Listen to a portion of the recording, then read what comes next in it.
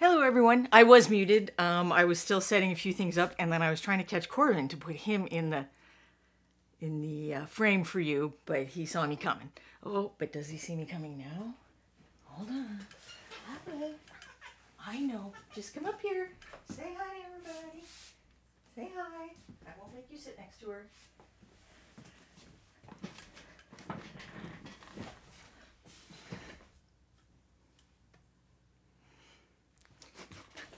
So that's Corbin, the one you never get to see. But he heard the catnip, and he came running. Looks like Chai did not hear the catnip and come running. Maybe if you didn't poke him, he would hang out with you more. Just a theory. He is a big kitty. He is a big kitty. And I'm convinced partly that's so I won't pick him up.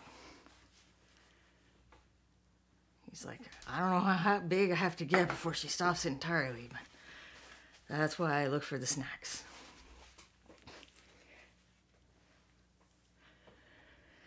Yes, the little one there was being a terror right before we began, which is kind of her thing, I guess, now, isn't it? I know, you just have a lot of energy. And apparently your sister doesn't, because she's not here at all. Do you know you're on screen, Gorb? You know that's some good catnip? What kind was it? It was, dude, this stuff is awesome. With a Corbin on the package that I'll show you in a minute too. Do not take internally. You can totally take catnip internally. I used to be into herb some, and catnip tea is actually very calming for people. I'm not saying to use the kind that they, hey guys, make for pets, but I would hope that if my pets can eat it, I could eat it. I think there's just a little bit of tension because they're both feeling feisty. Corbin, why are you trying to bite her foot? Maybe that's why she's not into it. So this is the one that I think he will one day decide to be friends with, and they'll curl up and sleep together, and they'll both be they chase each other sometimes. Oh, here comes the other one. Well, now things are going to get interesting because there isn't room for 3 of them. And she's like, did I miss the drugs? You can't see her, the camera doesn't tilt down that low, I don't think. But Corbin probably does not know that she's there, and now it's going to be hilarious. Okay, he figured it out, because sometimes he's like not that observant. But yeah, they can eat together now. Polly Schmozzle's probably right. The paws smell like catnip. The whole cat probably smells like catnip at this point. But they play sometimes. Corbin's just kind of like slow to figure stuff out, I guess. Like he just takes a while to adjust to things. So to him, I think they're still new, which is, I've heard, cats can take up to 6 months, and they have been here since early February, mid-February. That's why the tags are still on there, because she loves chewing things, so I thought I'd just go ahead. Also I'm bad at taking off tags, but why don't we not fall off the gizmo? What about that? There we go. He was actually the 3rd cat originally. So we had Archer, and then we got another cat, and Archer did not like that. But eventually they came to a, well, I don't know if I want to use the term peaceful coexistence, but coexistence. Chai, why don't you come up here? Let's lure you up. Guys, look. Ooh, it's up here. No, right here. Right here. You. Hi. Come up. There's some here. Keep looking. And then there's some up here. Right here. There we go. Okay, none of my cats are smart. Corbin didn't really act with authority. I think he just had such bad examples when he was a kitten or a younger cat. He was like a teenager when he was about the same age these guys were, I think, when we got him. So I think he wants to be friends and everything. Like, he was very sad when the last of the older cats died. It was like just keeping up on people, like, you know, checking up on us and stuff wasn't enough activity for him. Like, we're just too boring. So even if he doesn't like them, they're keeping his mind active, keeping him interested in things, and he's way less sad. Oh my goodness, they're going to town on that, aren't they? You know. Perhaps this is too much catnip. You guys are going to have some good nap in a minute, aren't you? All right, so am I actually going to paint anything? And what? It's still Mermaid, and it's also kind of still convention season. It's almost like it's convention season all the time now. And that means that you may be participating in things like the MSP Open at ReaperCon or other contests. So I like to try to discuss some things related to that.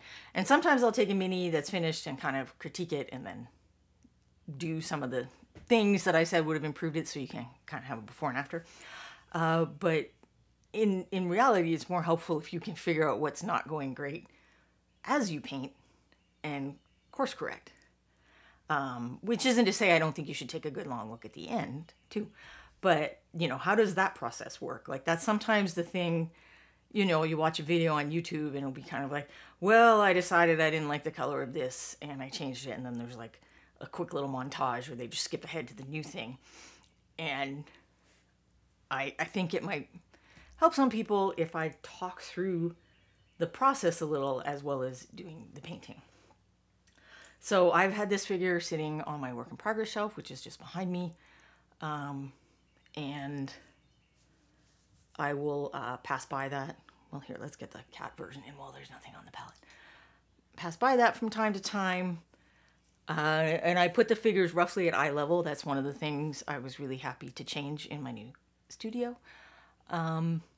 For this reason. So I'm getting a look at them in regular light, and I'm getting a look at them with other figures to kind of put them into context, because that's what's going to happen in a contest shelf or table. They're going to be with other people's figures. Like, people are going to stop and look just at yours, but there's also that context of all the other figures that are there. And even just your own display. How do things stand out in your own display? Hello, are we trying to cause trouble? Yes. Yes, we are, because that's what we do. Maybe we're not going to be good kitties and take a nap. Maybe I got them too high for that. So let's see if can I turn the light down a little? I thought I could change the light on this. So this is probably, okay, well that is no light. But maybe we should look with no light for a minute. Maybe the room lights are kind of, like, I don't know if that kind of simulates the room light. I'm not entirely sure that it does. What if I take all the light off? No, that is too little light. So yeah, I'll try and get it just a little darker. But what? No. Sorry, I'm very bad at this apparently. Oh my gosh. So what I was noticing is that I had talked about making the skin overall like this color. No, not that one. Not that one. Like this color, which is very light. And my reasoning was that her hair and her tail were going to be kind of like medium value. And these guys were going to be pretty dark. Like about as dark as they are now, just with some extra, you know, shading, highlighting, color changes, stuff like that. And even while I was painting last week, you might remember that I kept feeling like the eyebrows weren't really showing up against the face. And that's kind of, I feel like when I'm trying to identify the problem, and I don't always put it in words like if I was going to explain it to people, but that's a good thing to do, because that's kind of how you can like pretend you're explaining it to someone or trying to teach someone something, and it can help you understand it better. Like that's not just me saying that. That's like a proven technique that I've heard mentioned elsewhere. So I do, nowadays I do try to be more conscious about, well, for one thing, just saying it's bad or it's good, that's like a value judgment. That's you criticizing you and saying your skills suck or you just don't know how to do something, and that's kind of makes you not feel good, makes you not want to paint as much, instead of thinking of it as a problem to be solved.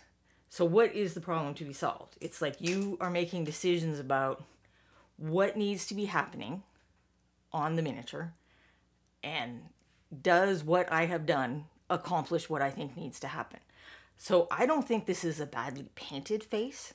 I don't think, like, in terms of where I put the shading and highlighting, and I mean, it's not the best blending in the world, but it's fine.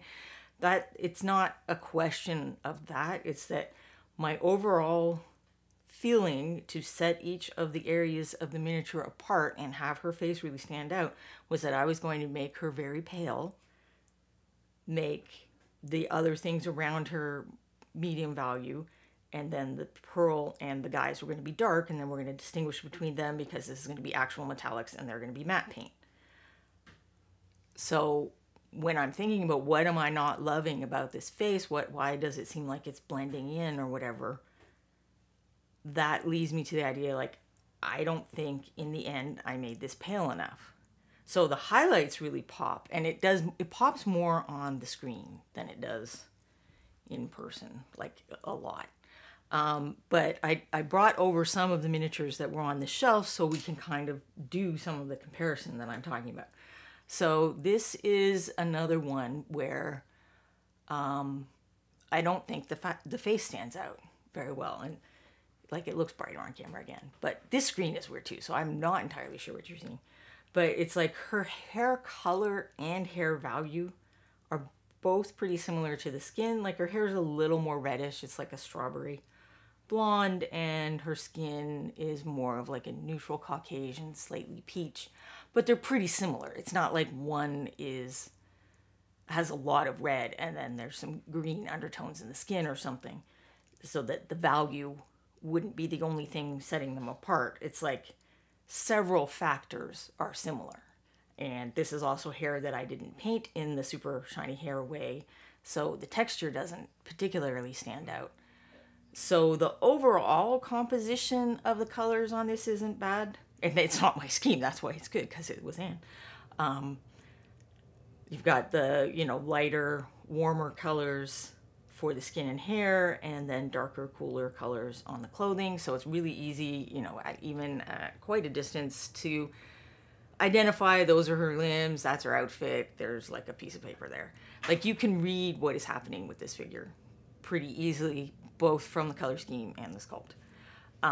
But in terms of if I were painting this, repainting this or painting this for a competition, and I do kind of want to repaint this. I have another one prepped up. That's why she's on this little thing, so we can compare. If I had a darker skin tone or a greener skin tone or something like that, and I painted the hair more my shiny way, and maybe keep the skin that color but go with a darker red on the hair, that would really pop her face out and make it a focus. That this miniature doesn't really have a focal point. The parchment takes up a lot of attention because of the strong contrast between the little letters and the light color and stuff. But if we come and look at them together, those warm tones are really popping out against this one too. So the highlighting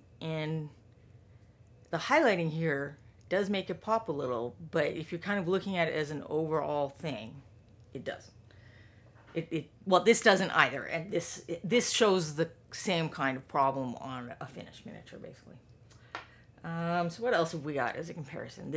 I painted this on stream several Halloweens ago, so that's up on the Reaper YouTube archive. And you see how what I was trying to do here, I did it here. So the face is lighter and warmer, the hair is very dark, the cloak is very dark, the outfit is medium value, and everything else around her face is kind of cool. I mean, there's like an orange thing up there, but it's not directly connected to the face. So her face stands out even from over here. I mean, I guess your boobs kind of stand out a bit too, but honestly, if there's boobs, a lot of your audience is going to be looking at boobs, so I'm not too concerned about that. And then when you start to look at her up close, you can see more of the details and more information, but I think her face still stays the focal point. And then this is the secondary focal point, and I think it's good that, you know, his eyes pop out, but so they're not like a big focus here. You're not paying that much attention. But then if you are looking close, it's something else to bounce your eye around. So let's look at her next to this one. And you can see a stronger use of contrasting hues and values. Now, this miniature isn't done. It's on an entirely fair comparison, but it is kind of what was percolating in my mind to help me figure this out. Which was not the first day. This is one reason it's good to set your miniatures aside. It's good to take some time, and it's vital to look at them in not this light. Like, this is a whole other world, what I can see here, but that is not what people are going to see on a contest shelf, a contest table, the way the MSP Open does it, gaming table, your display cabinet. They're seeing it in regular room lighting. So you have to see it in regular room lighting and make sure it's working that way. And this will fool us. How bright and we are and how we're looking close at it, and we're often using magnification. This will fool us into thinking that there's this huge amount of contrast and everything's stark and like just smack you in the face, and it's not. You've got to look at it outside of this context to get that. And sometimes you have to leave it kind of a while. Like, it depends on your brain.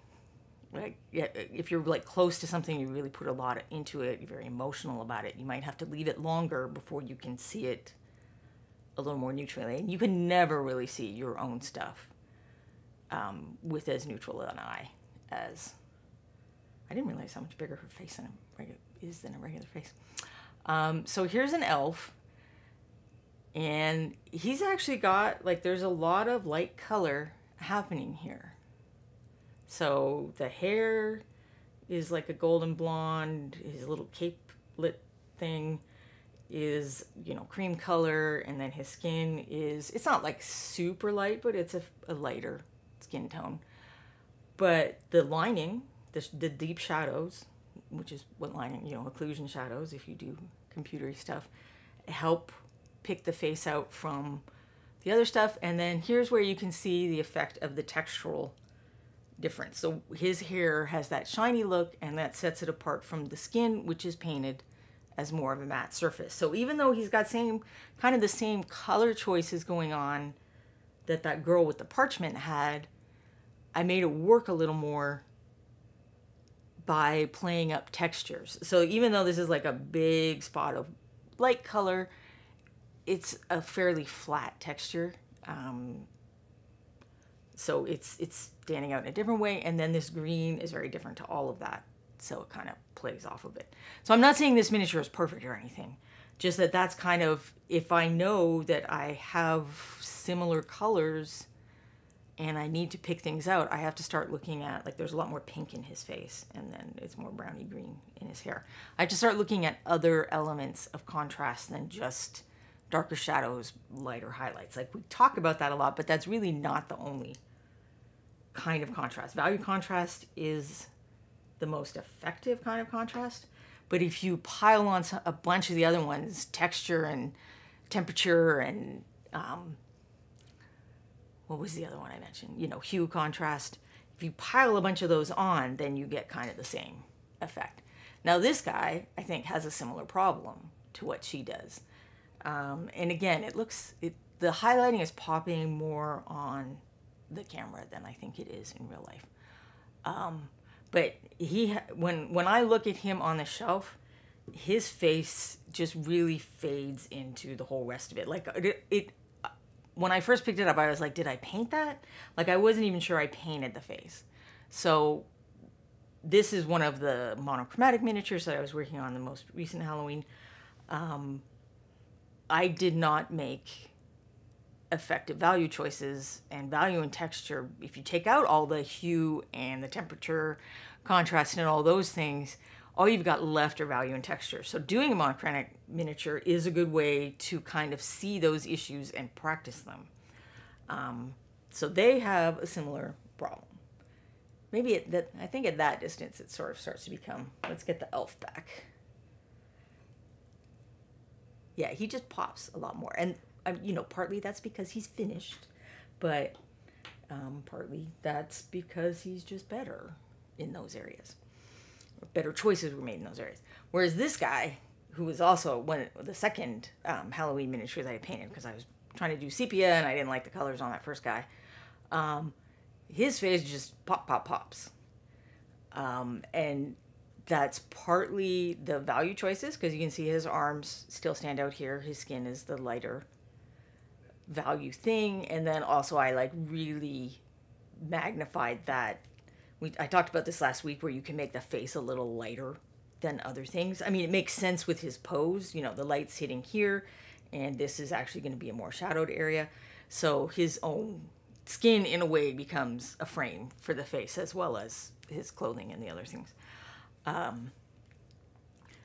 But that's the kind of thing I'm talking about with using value in the color composition of your miniature, picking focal points and then making choices that back those up, which is, you know, not necessarily how we think about painting. Like I don't really think about it that way, and that's why I have so many examples of me doing it wrong, to show you, or not wrong, non-optimally, because, you know, we're just like, well, I want to paint the skin and I think this is a cool color, and then this color shirt would look good. Like, we tend to think of it like that, or more, okay, what would this character be wearing? What would, you know, this person describe their character to me from our game, and now I want to paint it. You can still do things within those constraints. Like the elf was, somebody told me what they, you know, they wanted a classic elf with these colors, and then I just sat down and painted it. But within that, I had choices of what did I use in the highlights and shadow. Like, did I add colors? How did I play up or play down textures? I could, you know, if somebody tells you a character's fair skinned, you've got a little bit of leeway there for what that means. So let's look at this figure. I mean, obviously the thing that stands out the most is the giant chip that reveals the shiny metal. And now there's a secondary chip that I made the other day when I was moving things around. But so her hair and face do kind of blend together a little more. She's got a very curly hair. Oh, look, another tip. She's got a very curly hair texture, so it was harder to do that kind of round the crown, unified highlight thing that I do on straighter hair. But the way the clothing colors help break that up, so that you've got the yellow. Here I'm using lighter colors as the frame to draw attention to a darker color, which is one way to handle darker skin tones. Oh, thank you, Eber Miniatures. There is, in fact, a portrait artist whose name I don't even remotely remember, who paints primarily African-American figures, and that's what he tends to do. He'll, you know, explore the nuances of the darkness in the skin and things like that, and then use lighter colors in the background to make the skin or to make the person the focal point. So the contrast thing can work either way. It's not that, you know, we do tend to look at larger passages of bright color. Like, we're drawn to that in lighter and brighter colors. But contrast means the place where things meet, things that are different meet. So you can use the opposite. I think that's all the dudes I brought over. Because it just occurred to me like 5 minutes before the show that I could kind of show you some of the shelf that was taking me to this conclusion. So basically, all of that to say, I think I need to lighten the skin up on this figure some. Or at least the face skin. And it doesn't seem that way on camera. On camera, it looks crazy, but it does still kind of look too similar to the green. I think I need to do some stuff there too, but...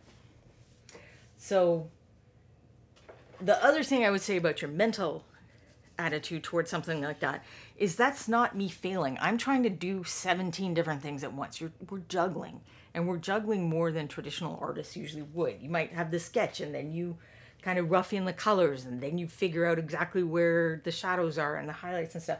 Like, we don't break things down as much.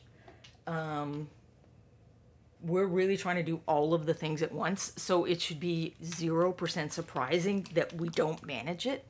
And then you take that little break and you look and you figure out, oh, what did I not do as well as I would have liked? And then you come and you do that. Let's see where the camera seems to be a little. I think I probably bumped it when I was trying to get Cass to do things. So I used different colors last time. I have those colors. I was mixing a bunch of stuff on the palette, if I recall correctly. So the other thing is that when you edit, you don't have to match colors exactly. So I'm not, I was going to look up the video of what I did just out of curiosity, and Anne was streaming, so I couldn't go look at the Twitch streams, or if there's a way to do that. I haven't figured it out. But I think it's also, you know, value is more important than the hue. So if you get in the ballpark, that's good enough. Like, I could pick totally different paints than I used last time.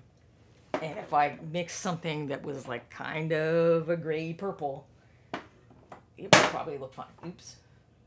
That guy is very heavy. We're just going to put him on his side in case my cats run around like crazy maniacs, which they are. Even the big old guy. So this is the color I was kind of aiming for and that I started with last time. And I still want to use that one. This was a Leprechaun color this year, but I could also go the pinkier way.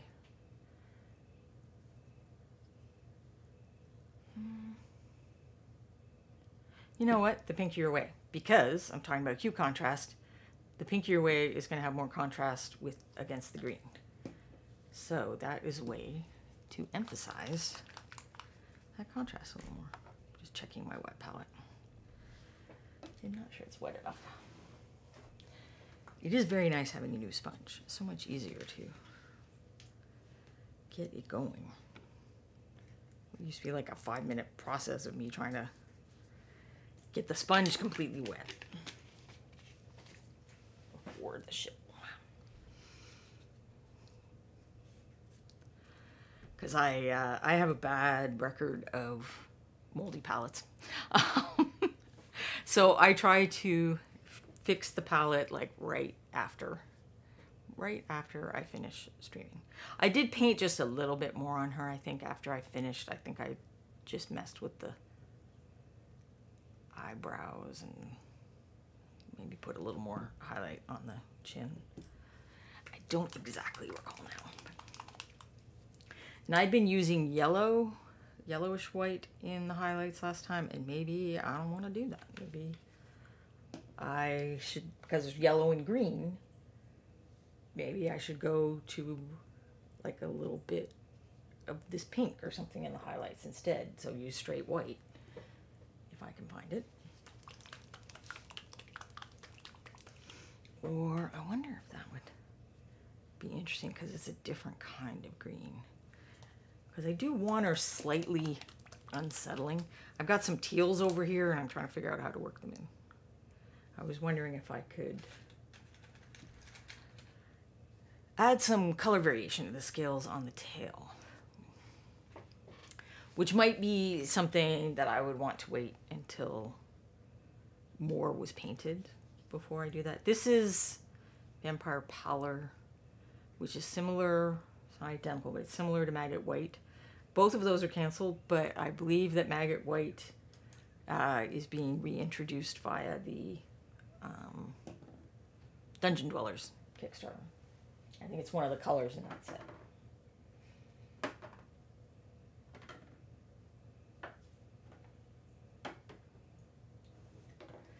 So if I'm switching to a little more purple for my shadows, I think I used, did I use that? I had Nightshade Purple as kind of my black, but I think I used this in the shadows last time. So that's a little cooler and bluer. I'm going to mix in some of this runic purple, I think. We'll see if my plan works. So I could just, you know, change the value. I could, even if I had those paints still on my palette and they were still workable, you know, I could just repaint, with, and making everything lighter. That would be a valid thing to do. But because I sat and talked it out with you guys, now I'm thinking, okay, but maybe I need a little more of other kinds of contrast too. So why not do that? But if you were like very happy with the color choices and it was just the value, you can just address one or the other. But in general, I think it's better to have more kinds of contrast than less. So I don't want this to be like super, super pink, which is because there's green there, it will look pinker.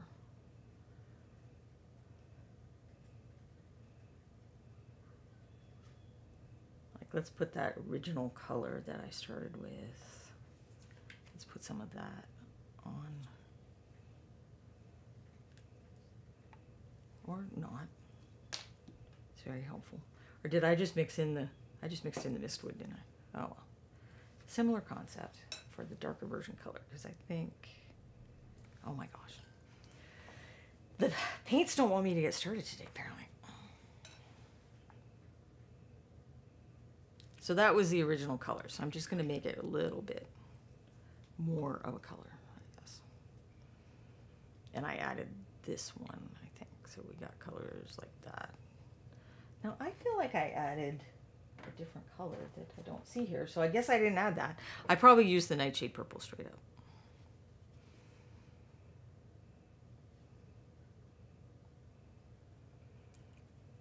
And there's probably a color that's already this color that I'm mixing. But, you know, I kept my same paints out. And here we are. But we gotta gray it down a little more, I think. So I'll just keep a little green for the purpose of desaturating. Although the other way I can do that, I can paint whatever and then fix it later by doing things on the, you know, doing glazes and stuff like that.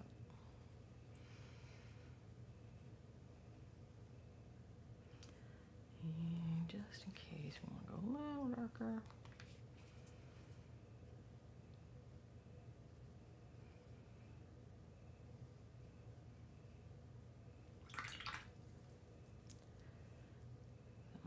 This is kind of going to be a highlight color, and then we'll get some of that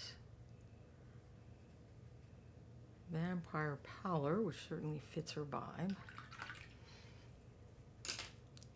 And then I will spray it all over my whole palette.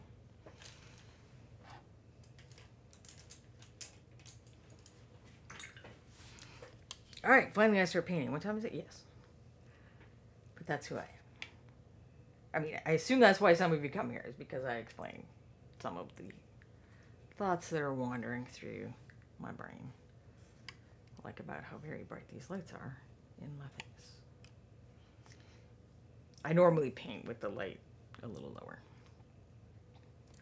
So I can kind of start anywhere here. Like I can start in the middle and work up and down. I could start with the highlights and just trying to work them in.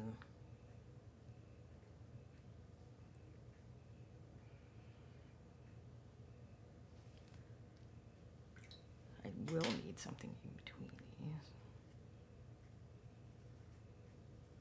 If not more than one something.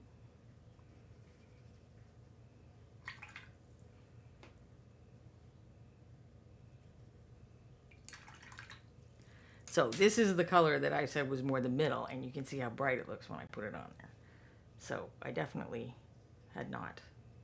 Well, maybe you can. I don't know. This is one area where the camera is maybe not showing things quite the same as I see them. Okay, there are probably many areas where the camera does that. I'm gonna have to fix the eyes again. I'm just gonna leave that. I try. Oh, that was one of the other things I did after the camera. You know, after I finished streaming last time, was I tried to give her kind of eye bags, which I normally wouldn't on this kind of, you know, pretty face younger woman. But she's not supposed to be pretty. She's Merciless. She's supposed to be. Well, okay, she has a pretty avatar, but this is not. This is not that. So I want to do some less feminine, you know, less traditionally feminine things on the figure to make her creepier and scarier. So this figure, I believe, is not currently available on the Weeper website, but they have several other mermaids. You can just type mermaid, and I think it shows you all of them, including mermen. There are mermen. And if you wanted to practice, you know, doing a creepy mermaid with colors kind of like this, you can just take some of those color ideas and apply it. So I'm kind of messing up the eyebrows, and I'm just going to live with that. The skin is more important to me than the eyebrows.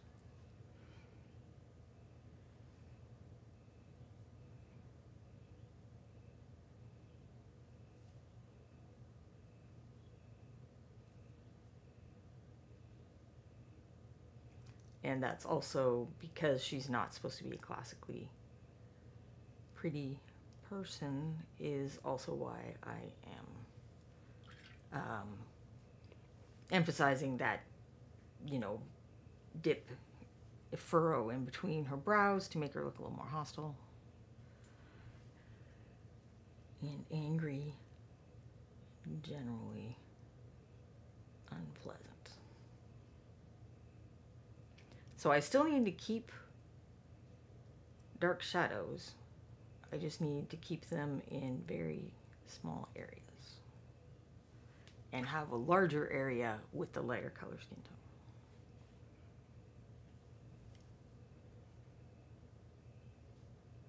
Now, actually, let's put on a few highlights and then I will go to the making things pretty stage.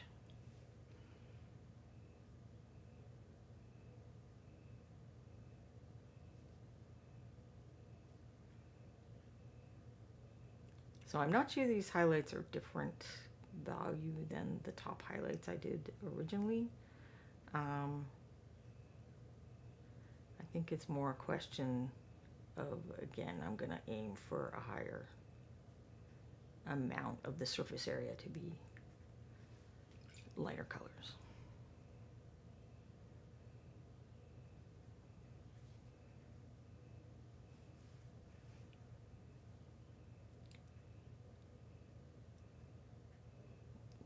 Regret that this is not thinned down. I might.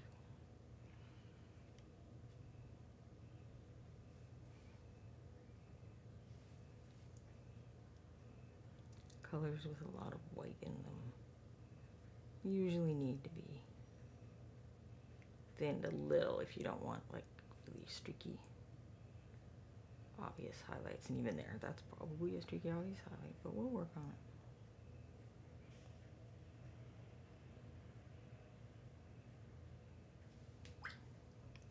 I know, she looks like a clown now. But then I work down. Well, then I work everything together. So I kind of am like, is that where I like it? I think even though her face is tilted down, we're going to lighten up the chin. I think I overcompensated on that last time. And I kind of had to go back and do the face now, or this would have been much harder because of the pearl and her little buds being in the way.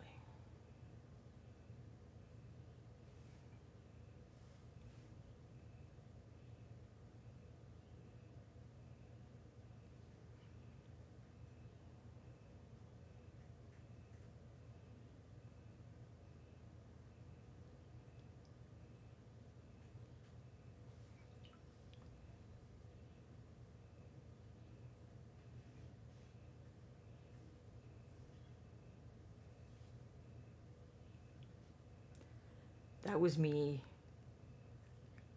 wanting to make sure I really don't have a lot of, like, it still looks a little fluid on there. I don't want to have too much paint because I'm just going to be kind of be working around the edges, trying to make that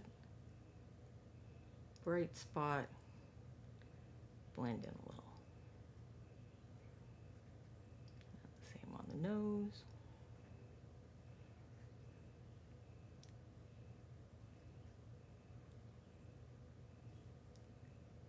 And all the other little places. So the idea is trying to keep, you know, I made these value decisions in rough form.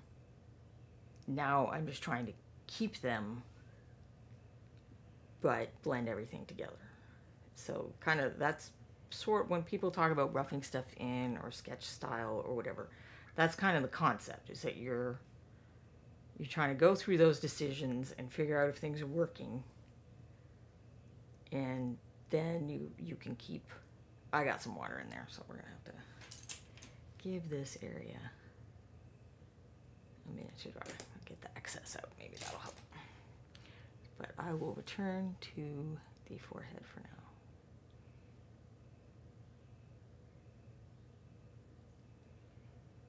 So now I've got a different edge, so I'm using my like next darker value to kind of work on blending that edge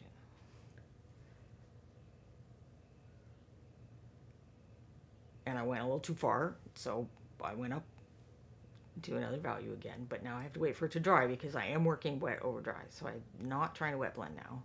I did a bit of that last time, but for me, I can't pretty things up and make them. I know it seems like wet blending must be the way to smoothness, but I actually need to be able to see exactly where stuff is happening and then work on those little edges. So I do my, and actually, so far as I know, unless she's dramatically changed her style at some point, that is largely the way Marika works. She had a different way of wet blending. She did, which is something similar to toll painting, actually. So she would have two colors or values of paint on the brush and kind of be sweeping that across, and then the motion would blend those two colors together on the surface. But that was her version of roughing it in. So, and honestly, if she stopped there, like, we would all be delightedly happy if our miniatures look like what hers look like when she's finished that part. Certainly, if you weren't painting to a super high level, you would just be very happy to go, okay, yep, that guy looks great, ready to go for my army.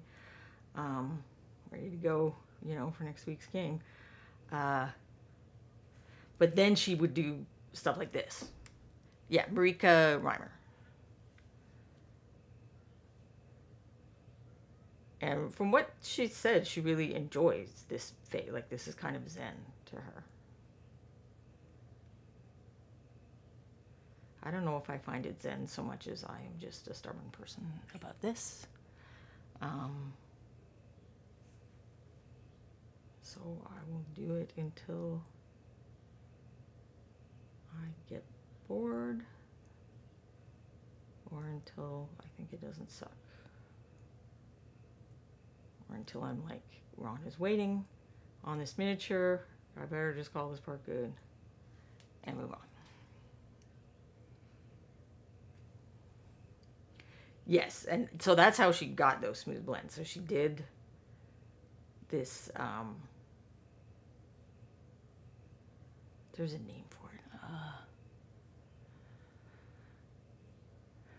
I don't remember the name for it. So the people who do it most often are people who paint like those flowers, where they have like two colors on the brush and they'll do a stroke, and you'll get kind of the edge of the flower petal has one color and the other side has another color, and then it's smoothly blended because both the colors were on the brush at the same time when we were making that motion. So it's an unusual way to paint miniatures, since you're dealing with way tinier brushes, and she would probably use some more extreme color shifts than the people doing that kind of thing would typically do. They'll often have like white as one of the colors and then, you know, bright color as one of the others. It's kind of fun to watch if you've never watched it. It's like traditional Scandinavian flower painting, but I'm pretty sure toll painting does. Like, I think they do it on ceramics and stuff too, but I could be wrong.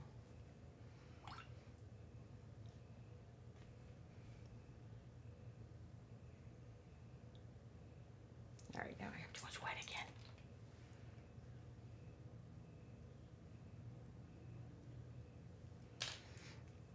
The first time I learned of Marika's technique, first of all, I had like barely started miniature painting. Like, I might have even read this article before I actually painted miniatures. I can't remember now. But I read it because, you know, video was very hard to make back in, what, 2004, 2005. So most of the time when you got information from what other artists were doing, it was words and maybe pictures. And I did not understand the concept at all. I had to take a class with her and see how she was doing it to understand what she was doing.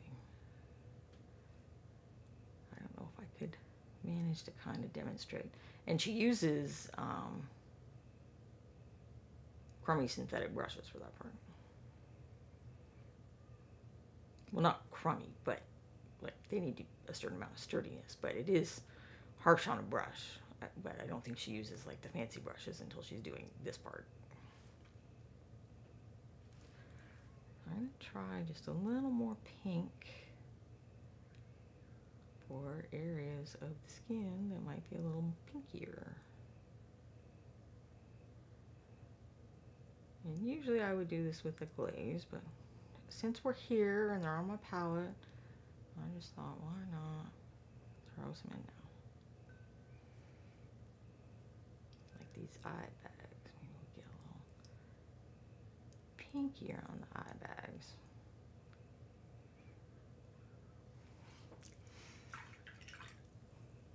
So I think that's a lot lighter now. So let me see if I can figure out, well, the first step of what she would do is something. Are any of these guys actual test guys? No. I'll be right back.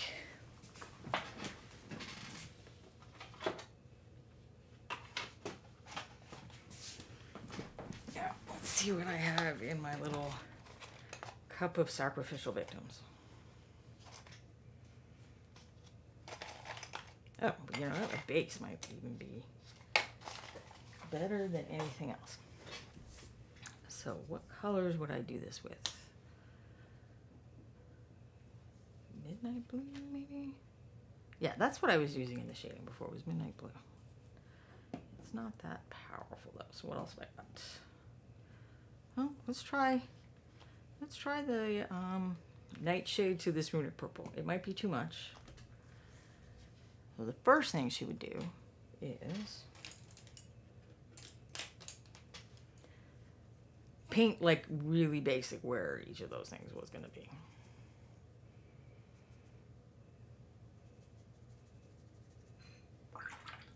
And let that dry, which might take 2 coats even.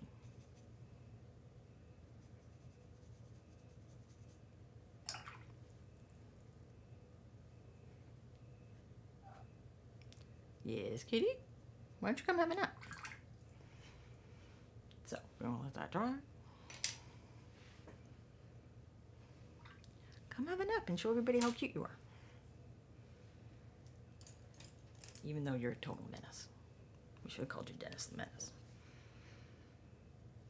I did lose some of the darkness in her eyes, which I still think I'm probably gonna have to go to true black or something, but we'll try a bit in the nightshade for now.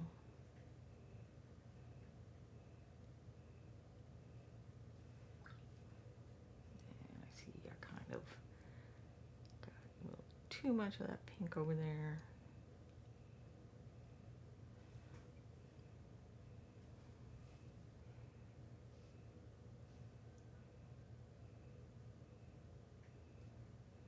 I mean, it is tough. I get why people don't want to paint higher contrast from a painting point of view, because absolutely it is tough in a small area with paints that do not blend instinctively to go from a dark color to a light color. But it is kind of what makes our stuff look cool, so I guess we gotta do it. I think the lipstick was a little too non-vibrant, non-hued, too neutral. I'm not even sure if that is too neutral. I'm gonna add a bit of this red brick.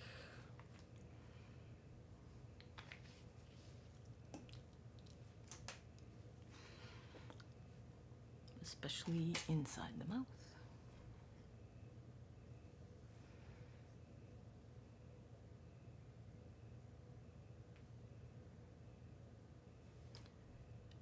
But also, there is typically a pretty dark line, like it's a shadow line, kind of where the lip overhangs the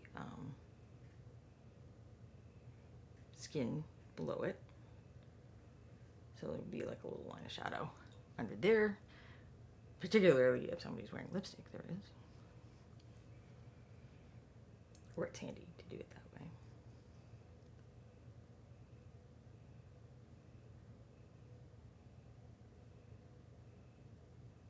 I mean, she's meant to look creepy, so we can use more of a red there. And then what were my dark greens?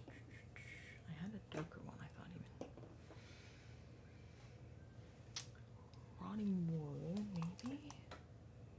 And there was my light green. I think that I will just mix a little bit of a darker green with my why paints. I used to like a week ago. Behave.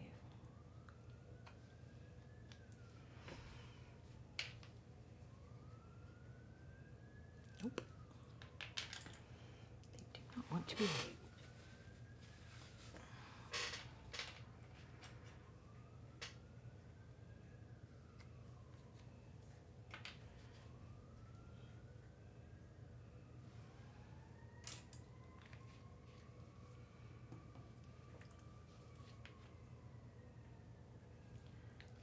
Then I don't think I'll want to go lighter than that, but just in case, if I want to go lighter on the eyebrow, then I do want to come back to the yellow. Because that's supposed to be the contrasting color.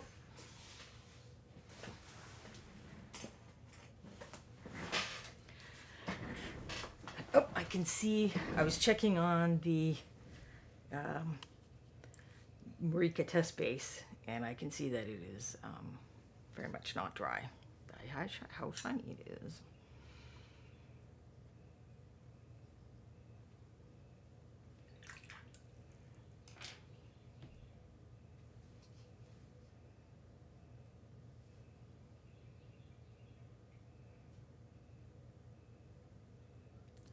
So for anyone who wasn't here last week, I mentioned that I often do not like sculpted eyebrows on female characters. It can end up,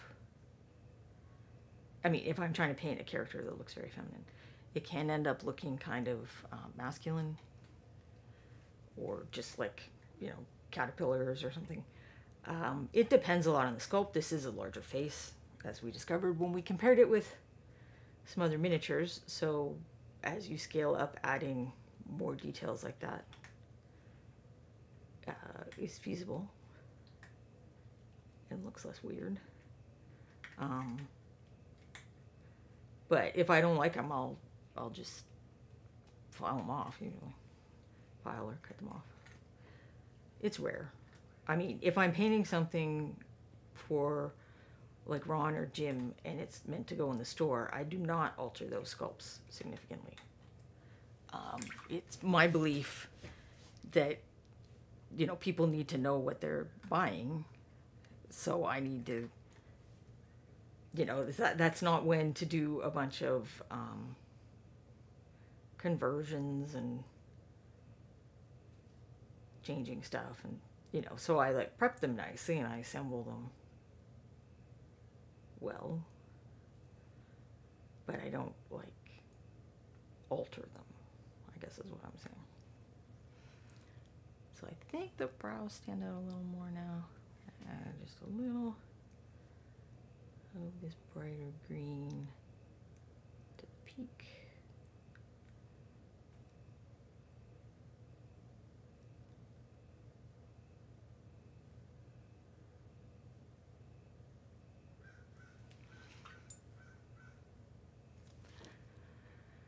She's got a little bit of a Joker vibe now, but that is not inappropriate, really. I mean, she's not a nice person. She too enjoys the murder.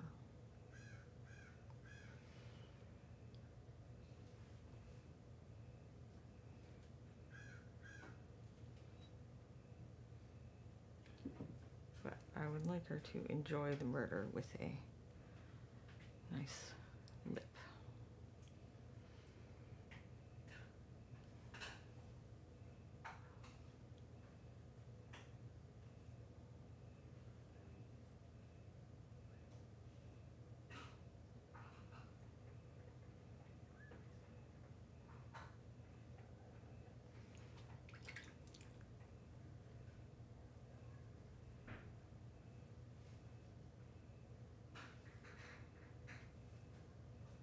I am probably just going to keep the eyes black because that is a classic creepy move right there. I think I did lose the shadow line that the hair would cast on the face a little bit, so we will bring some of that back. We also saw in another figure how that was effective at separating the face from the hair even when they were similar value.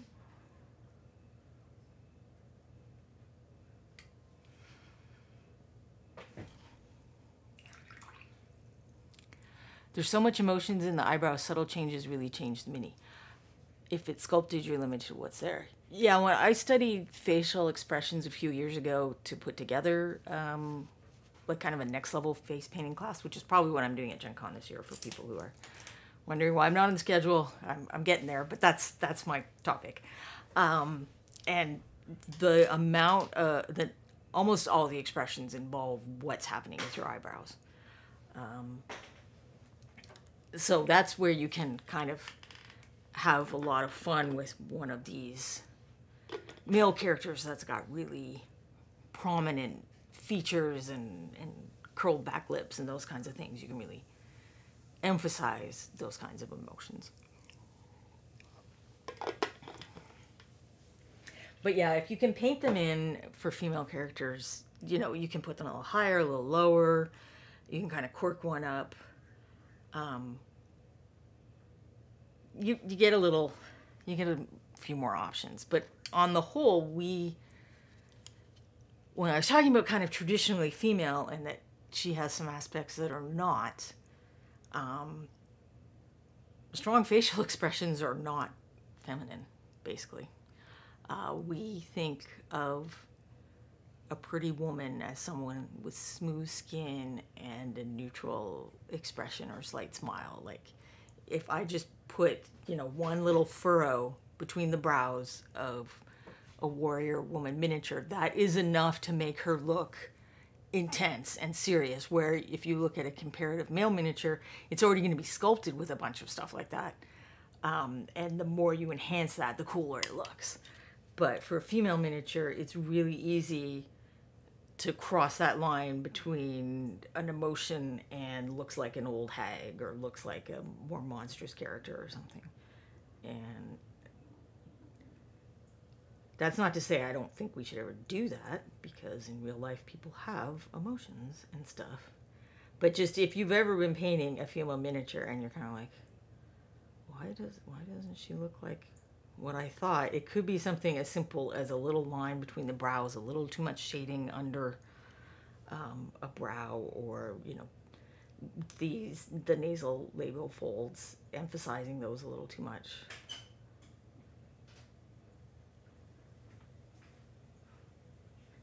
So half the answer is sexism, and the other half of the answer is sexism, I think.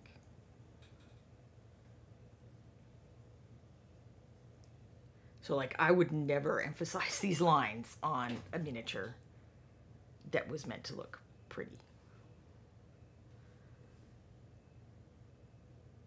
I would, like, go to town on them on a male miniature.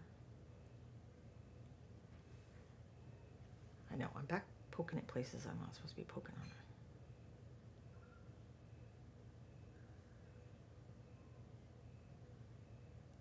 This eye's squinting, so the bag is just acting weird. Or less easy for me to figure out is really what I mean. It's not that the figure is inert, and it's not that the sculpt is doing anything. It's me figuring stuff out.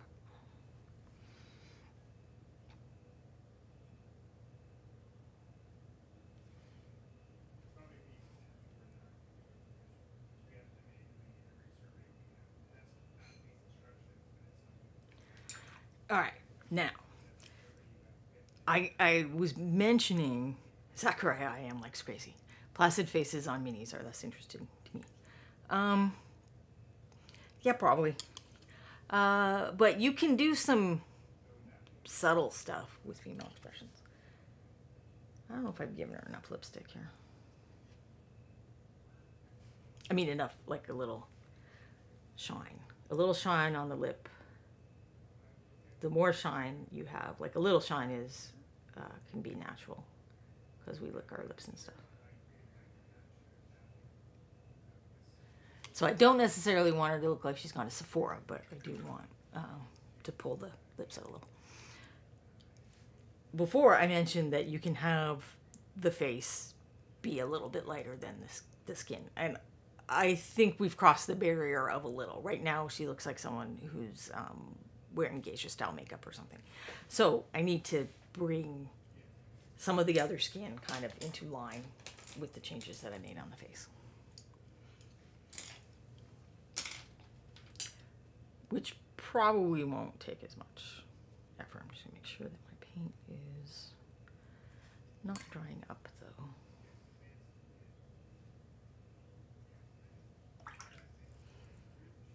So in theory, it's gonna just basically be adding a little bit of highlight.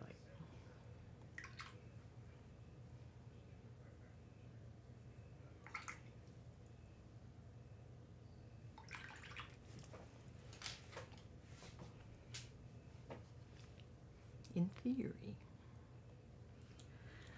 But if we all lived in theory, wouldn't life be easier? There was a shadow for a minute and I thought it looked like a cat hair. I was ready to get the cat hair off my brush.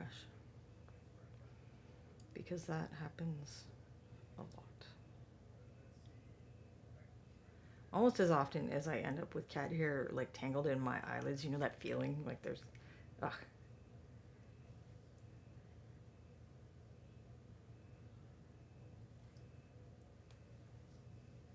But I guess I like them enough to put up with all that. They're my little buddies.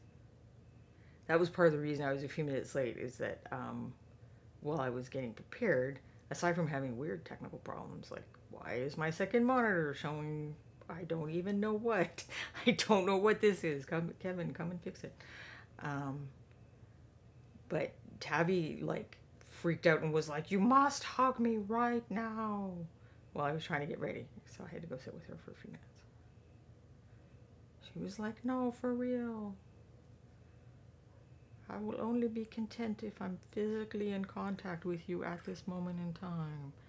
Like, okay, calm down. Yeah, it feels like an eyelash in your eye, but nothing is there. Yes. That happens to me a lot.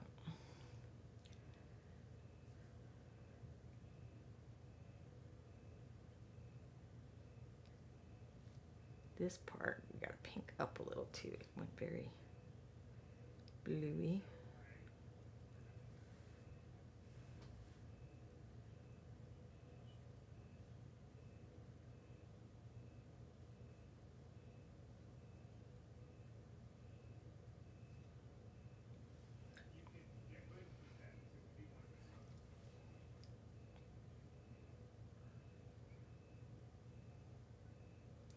So it's like I don't have to go over every single spot again and do all the steps that I originally did. It's just kind of enough to, you know, get the values where I want, and then I'm good. So editing is like, I used to think that this was must be a very grueling process, and I did not do it. And when I finally started trying it, discovered that it was not nearly as intimidating or scary as I thought, because it's way more important to match the values. So it doesn't matter if you match the colors exactly right. And then you just have to add enough to accomplish whatever you're doing. You don't have to do every single step that you did before. Editing, try it.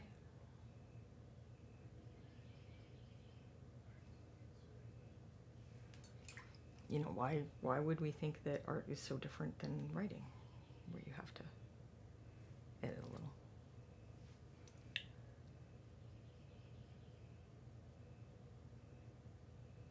Or a lot. In fact, I would say that a lot of the writing process is editing. Making sure you said exactly what you wanted to say, the way you wanted to say it, in the minimum amount of words possible. Oh well, it turns out that I never painted this part of the arm, or I painted it green. That was weird. That was a weird choice I made.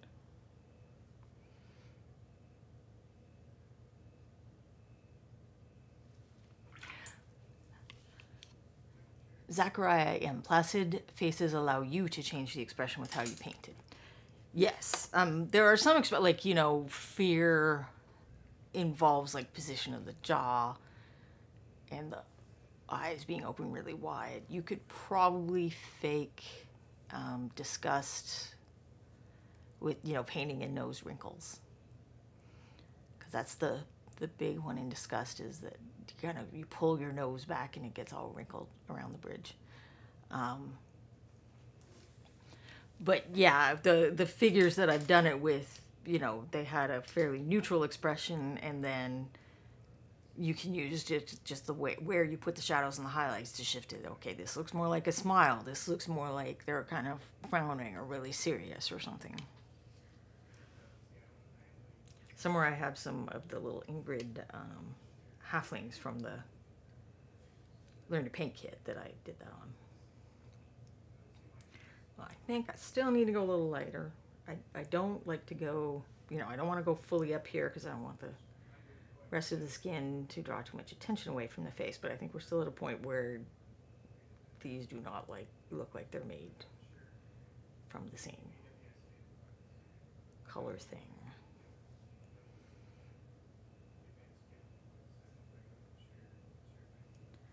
Now, I probably don't have to go too much lighter on the stomach, because that's like super shadowed.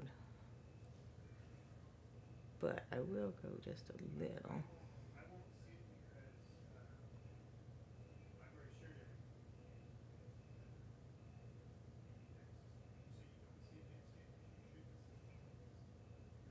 And yeah, now it looks super rough. But that is a good way to force yourself to start using more contrast. Like if you put dramatic highlights and shadows on there, then you have to fix it. Now that doesn't mean you can't end up going over things and ending up being less dramatic in the end, but you've at least given yourself a shot at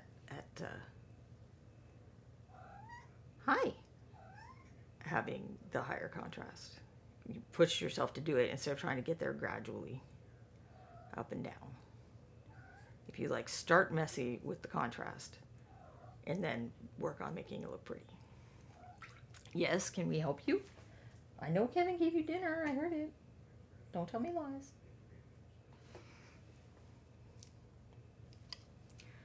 And see, that wasn't too tough at all. It's not perfectly blended in one go, but I can come back.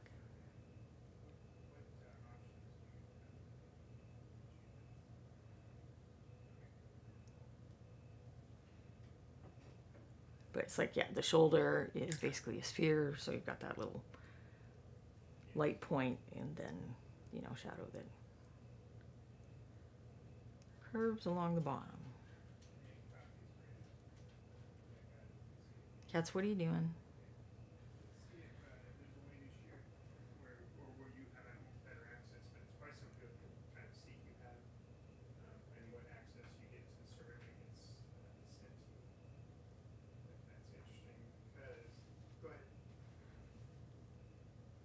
Yes, I took a way too dark of a value when I went up here.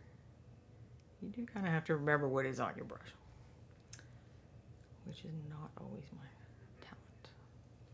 All right, good enough. Now I gotta fix this mess.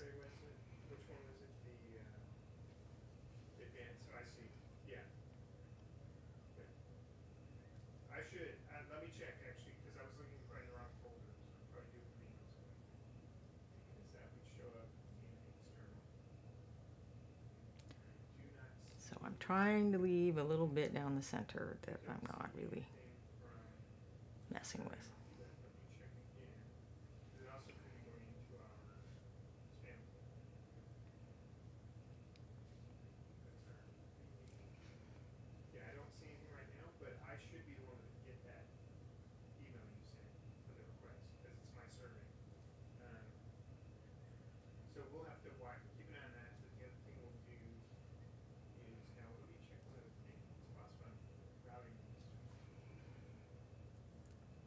All right, see, I got overconfident. I said this part wouldn't be too hard. And then, you know, that's how you make life laugh at you. So make something hard.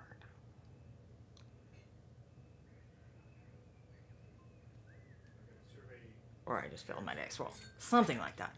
But I feel like even though it still looks rough, that seems much more like it's the same. You know, it's just a less lit bit of the same part of that figure.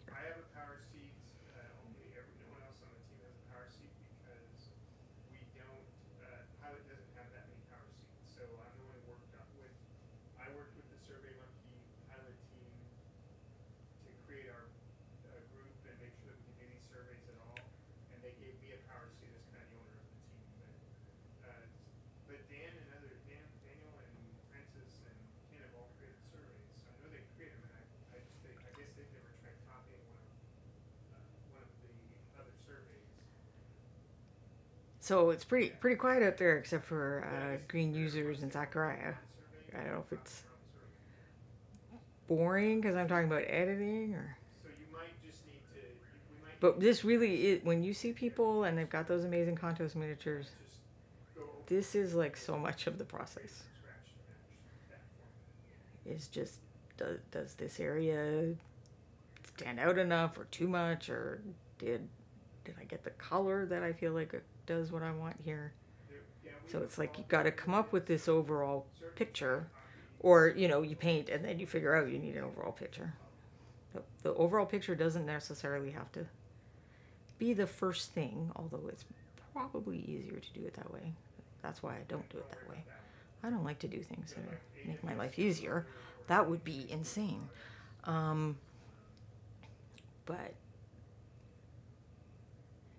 and then just like anything else, I assume that when you know, get used to thinking of something like, okay, where do I want the focal point of this minute? You know, when you start painting from that direction, what colors can I use? And you're taking into account, you know, the characterization and that stuff too. Like that's like a guiding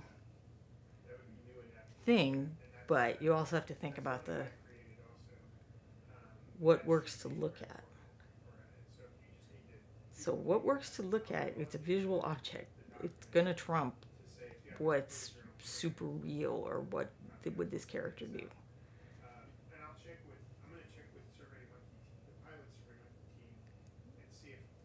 So you gotta walk a tightrope sometimes to try to do both those things.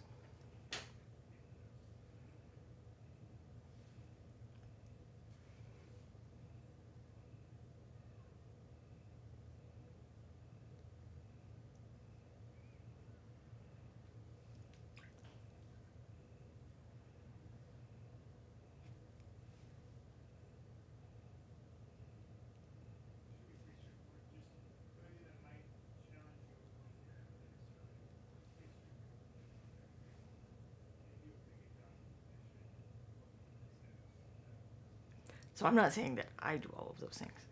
I am, as I watch other people's videos and take classes and stuff like that, that's the kind of thing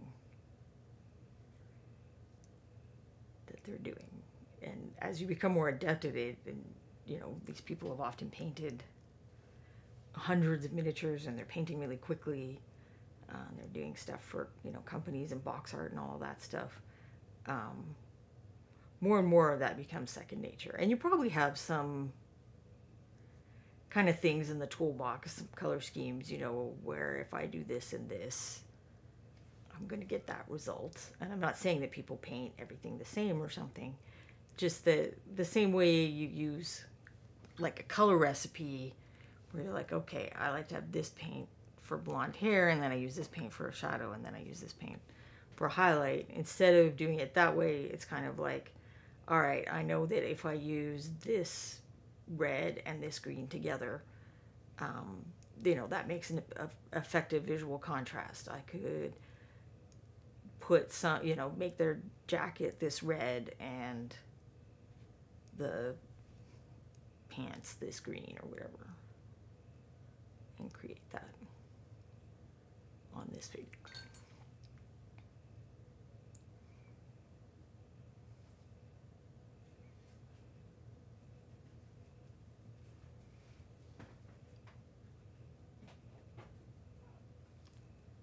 Do I want to ask what you're doing back there, Kitty? I feel like I probably don't.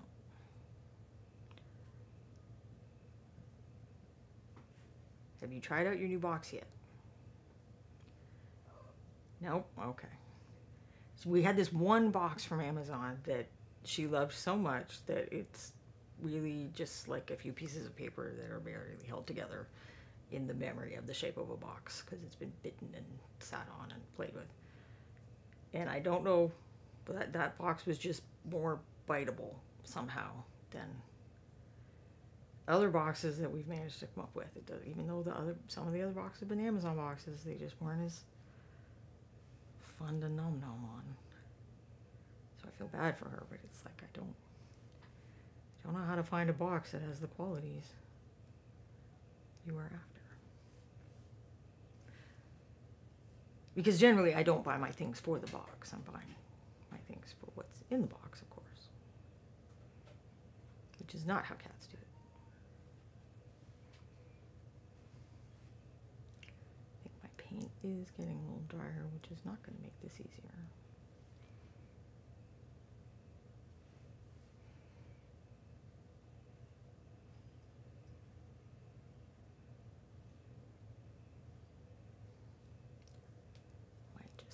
To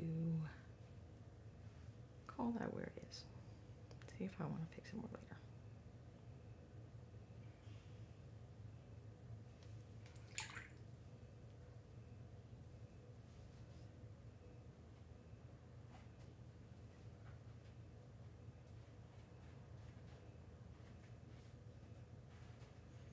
Oh no, now she's doing something where I can't see what she's doing. That's not worrying. That's not worrying at all.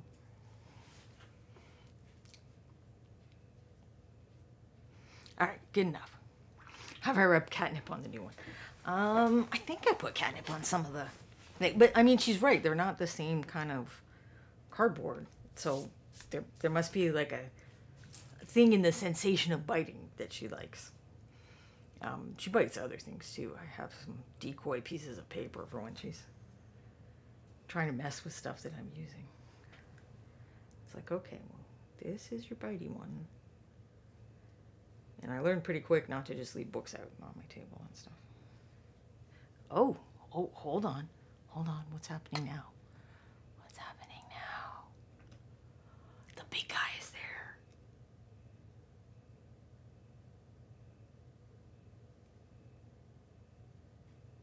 He wants a little more nip. Right, bud?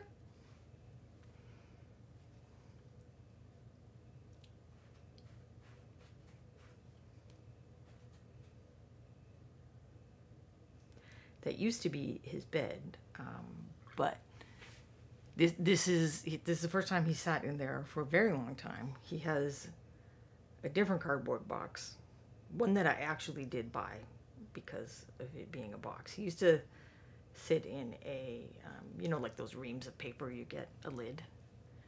He used to have one of those, and eventually his magnificence caused it to lose structural integrity. So we tried going over to Staples, but they had always, you know, just recycled things before we got there. So I looked, and they had some cat boxes on Amazon where they're selling it for that paper stuff that they like to scratch, that paper scratching post. So it has one of those in it, which he also likes to sit on, even independent. We call it the bed of nails. It doesn't seem like it would be comfortable to sleep on at all. But we have both of these on the table where Kevin plays games, because Corbin, it's very weird that Corbin is here because he's almost always with Kevin. He'll go sit in his box and not bug a game much. And then we have it set up to look at the back door when we're not playing games. But he seemed like he really loved just the cardboard box better than this. So when the girls got bigger, I was like, well, I'm going to give your big dog bed to the girls so they can curl up together, which they don't anymore in that bed. Like, they curl up together, like on the couch or on the bed or whatever. But I find it hard to believe that this bed is not big enough for two cats that are, you know, literally one half of Corbin. But, you know, I'm not a cat. Sometimes it's seasonal. They like some things in the winter. One cat would pretend to read a book called The Sacrificial Book before D&D games, so the cat would feel like it had successfully thwarted his ability to read the rules book. I used to have sacrificial dice, like the old dice where you had to crayon in the numbers and stuff. I would keep those to throw for my cat, so she wouldn't bother the real dice. I always used to joke that I was going to turn her into a monster or a scenario you had to deal with, and then just put her on the map, plunk her down. And she had quite a breath weapon. Oh my goodness. Hold on. Well, it is really hard to pick a base off them. All right, there's the, yep, that is dry. So what Marika would do is, well, I made it big scale, so we'll use a big. Zachariah, you reminded me just how I would get my critters more friendly with each other. It's a wintertime trick, but make the house really cold until they all want to cuddle for warmth. They accept each other faster with that motivation. All right, I'm going to get fresh paint just in case. Okay, you tell me.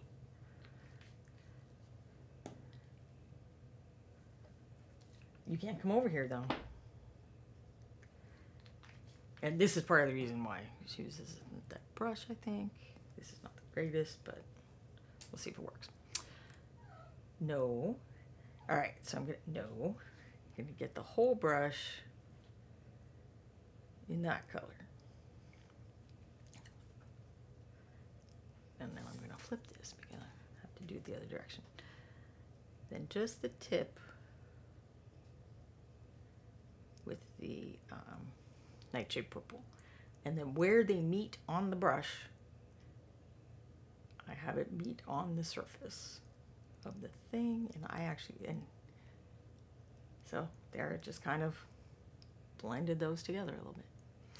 Now, imagining doing that on this face is a different story, but that is what Marie could do. I just got paint on my document camera. All of my lamps end up with streaks of paint. Waving my hands around or whatever. I didn't do it on purpose the first time, but I observed how they would like to go outside and use the dog houses with heating pads, and they'd group up. Ooh, heating pads, yes, that's probably persuasive. I put the cat down on my heating pad yesterday, and I think she was kind of like, what is this magic?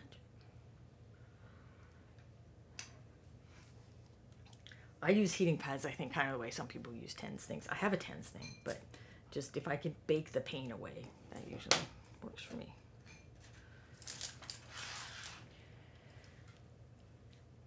So I'll let that dry here because I can probably pick it up better off of that material. And think about what I'm going to do now. I think I had a few other places to clean up with the lines. And this is the nightshade, right? Yes.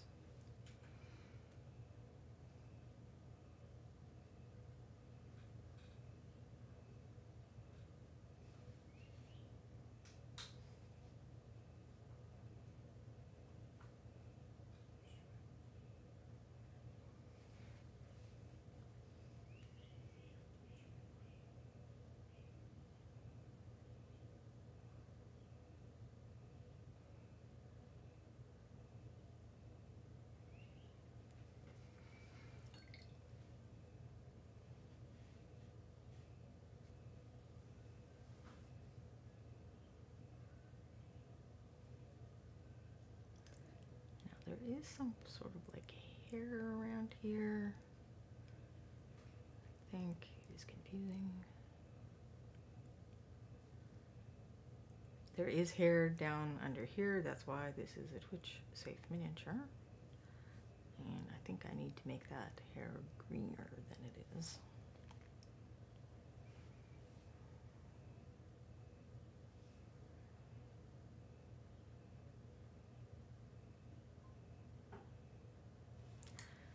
Is any of my green paint still working? Yes. Corbin's on high alert. Yes. I don't think he can see that well, so I think sometimes when he realizes things are there, he gets concerned.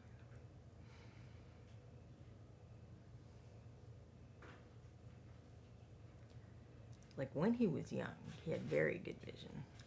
I used to be able to pick him up and put him next to a spider, and he would deal with that problem for me, and I really appreciated that. But over time, his vision seems very bad unless something is moving. Which, I mean, I know cats are kind of tuned to that in general, but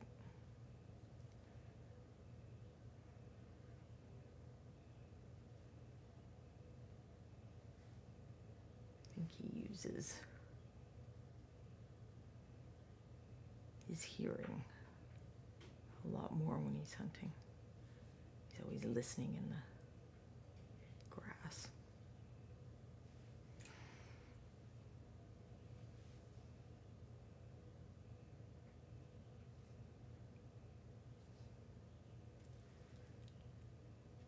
So I had wanted to see if I could work in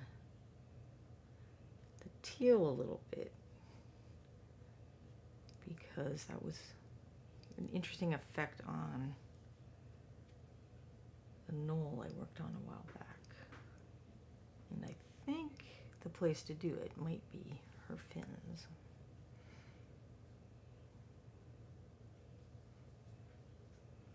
And maybe the tail a little bit.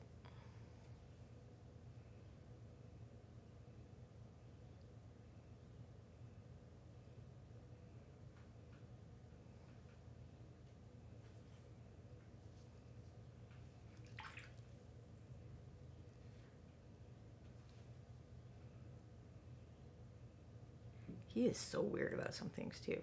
So I wear like blue latex gloves like you can get at the drugstore or whatever to do the dishes and stuff like that. I don't like the really thick rubber gloves, I feel like I can't feel what I'm doing, but then I also don't like the feeling of like gross food and things on me. So anyway, I use those, and I wear them when we give him flea treatment, which is very rare. Like he doesn't get fleas most of the time.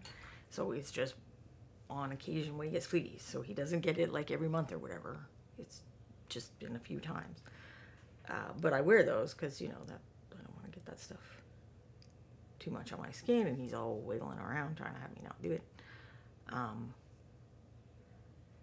But somehow the whole experience was scarring enough for him that I don't know, he gets weird if he sees me in the blue gloves, which I put on just for cleaning the kitchen or whatever. So whenever he walks in the kitchen, I've got those on. He's like, oh, blue, and he runs away. It's like, dude, I'm not doing anything to you. Oh, look, she's got tiny little ears that probably should be the same color as her skin. I'm going to be radical and say. And I'm going to hope that I am satisfied with her hair color. Maybe it would make more sense to put the teal there. But like, it would make more sense from a color composition point of view, but I feel like it makes more sense from a fish scales can be iridescent point of view to put it on the fins. And there's where you get into that debate between the character and composition, but maybe I can pull it off. Or I do a little bit of both.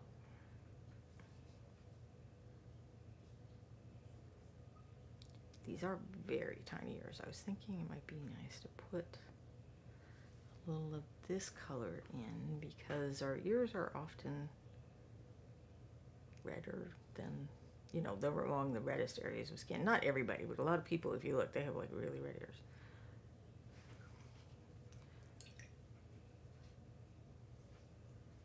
Just get little itsy bitsy highlights on the pointiness. Oops, I don't know if this is making the focus go wacky. But there, I started with a line, and, you know, she would do that step more than once, depending on the colors, and I probably would do it more than once. I guess if I think it's completely dry, I could try that again. I also am not 100% sure if that's too stark a color transition, because there is an element of that. Oops. But let's give it another shot. Right, no, it is that way.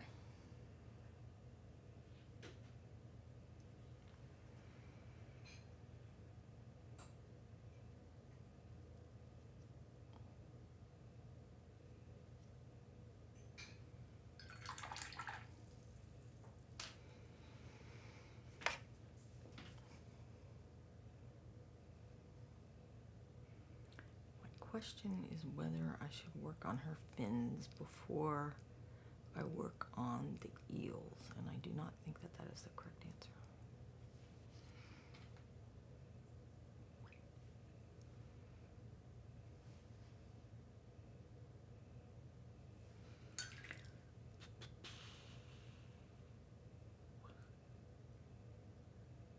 But I guess the real question is whether it is time for the pearl.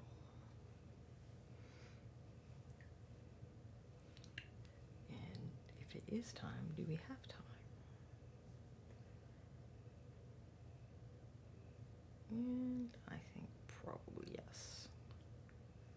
I do feel like I'm going to need to do something more with her hair, but that will not be a today problem.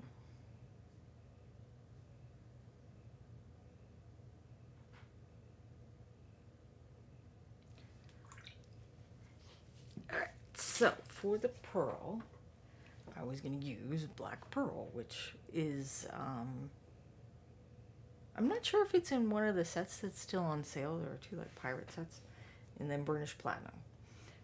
But if you have, you know, like amethyst or sapphire, one of the colored metallics that's on sale all the time, you can mix them together, mix per white, you can get different effects. I would probably start with adamantine black if I didn't have this color, I think.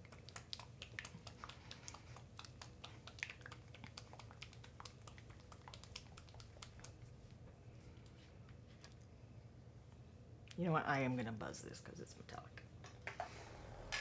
And even though I did that before the show started, that was plenty of time for the metallic flake to start to settle unevenly.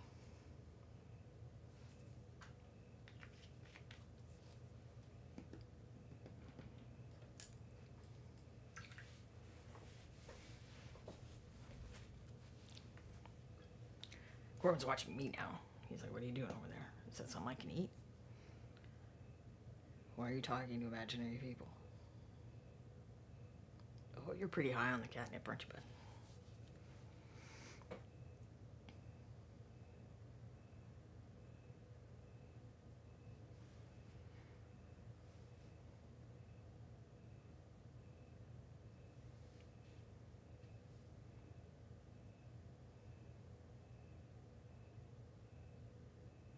This is a very cool color.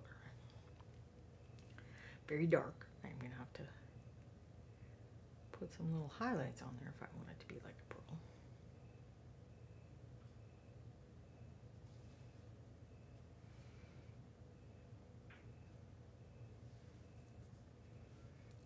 It is tricky to try to not get the paint and all those little metal flakes on the things that I just painted that I don't want to have tiny metal flakes.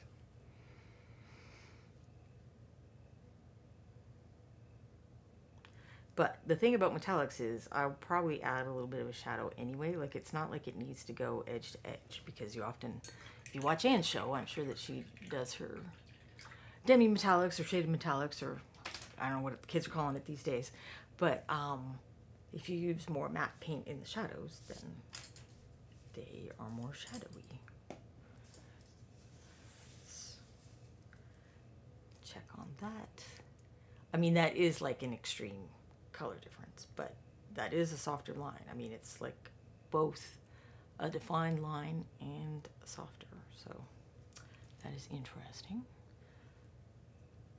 But then she would do that thing that I've been doing, where you probably make a mix of the two, and then you just like work on making that line even softer forever. And ever. Yeah, we definitely want to give that a chance to dry, and I will do a gloopy coat, apparently. I want to smooth that down.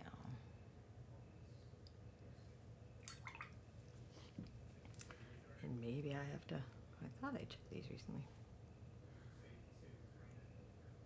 but it does seem a little thick.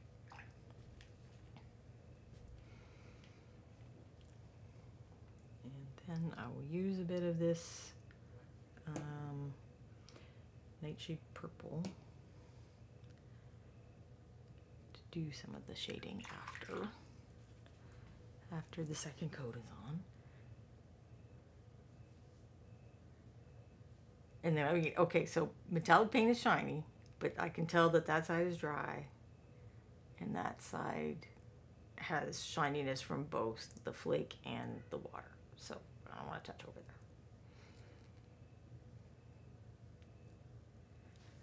I do so have an urge to use metallic on parts of her fins now, but that will be a different day too. Reaper Miniatures is excited to try running some blood on the clock tower at WeeperCon. Reaper Miniatures is John at the moment. I haven't played that game. I've heard a lot about it. If anyone is curious, there's a really good review. I think it's Sit Down and Shut Up is the group of board game reviewers who did the one I watched, and they're very enthusiastic about it, and they explain why, what they think is cool. I think it's kind of like if you like werewolf, you probably like it, and even if you don't like werewolf, you might like it. I'm in the don't like werewolf group, but maybe I need to try it. Reaper Miniature says that review was good, and I also watched No Rolls Baird.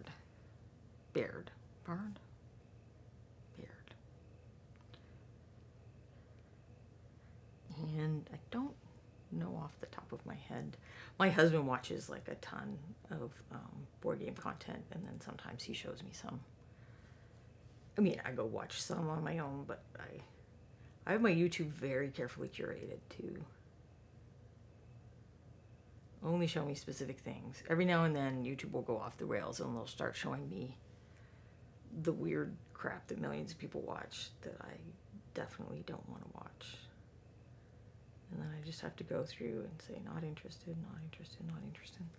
So I try to be careful even just watching reviews, like movie promos and stuff like that, because it just kind of opens the door for YouTube to start getting into stuff that I don't care about. So we watch those things on my husband's YouTube, I guess is what I'm trying to say. It is fantastic that there are so many people explaining how to play games too. Like, they didn't have that back in the day. I think there were a couple of like after a while, a couple of companies that would include a DVD or something in the box. But it's just so nice to be able to have somebody who is familiar with playing the game explain it to you than to try to crawl through a rule book for a lot of us. I'm lucky, the group that we play in, there are a lot of people who fulfill this same function. But the YouTube videos give them an opportunity to have someone explain it to them, and then they can look through the rules and double check that that was correct, because, you know, people aren't always correct on the internet. I don't know if you knew that. Yes, you did. Like, I could be telling you a bunch of lies right now about paint. I don't know. Reaper Miniatures. John watches YouTube a ton. I have since high school. It's my TV. When I signed up for internet, they were shocked I didn't watch TV. Well, you do watch a lot. I like it to be like art videos, miniature videos, and like history stuff. I don't like them making suggestions that are way outside the field of that. It's like, these are the things I want to watch videos on. Show me that.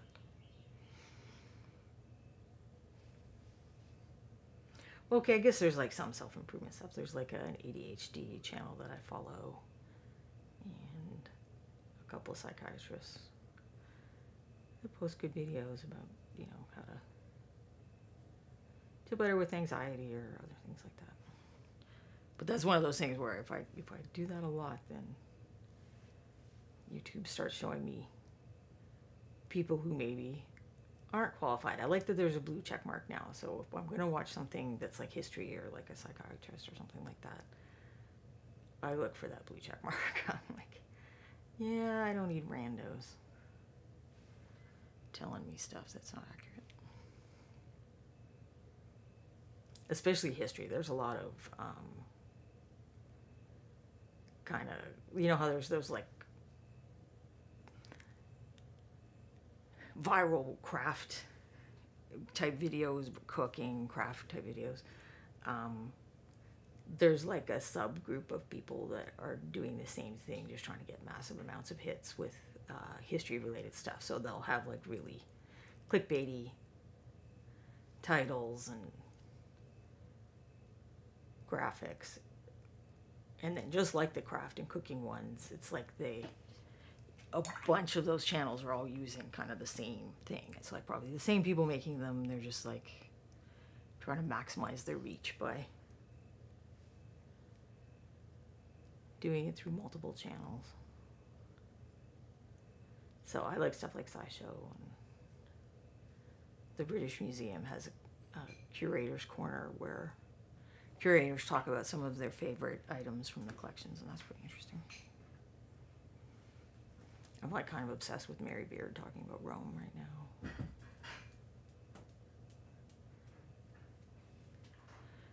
she's interesting because she approaches history often from the point of view of like regular people, not just the powerful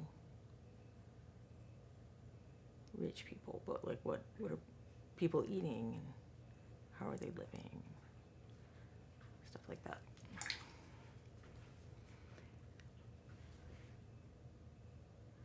I think there's a couple of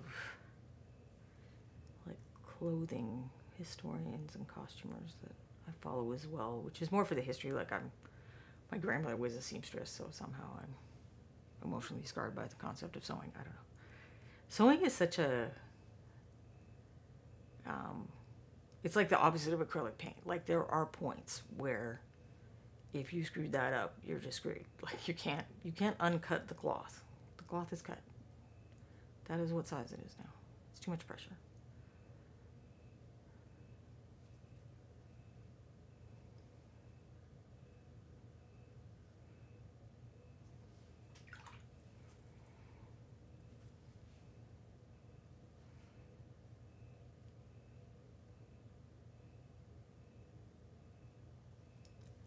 So I do kind of want it to have like a hotspot style, really bright reflection because it's metal, but you kind of have to find a middle ground.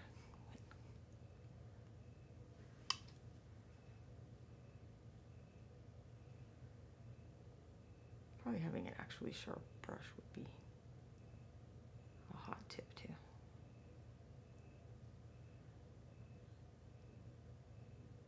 But yeah, there's Abby someone is a clothing historian who lately she's been doing videos that are kind of broader history, like what was with the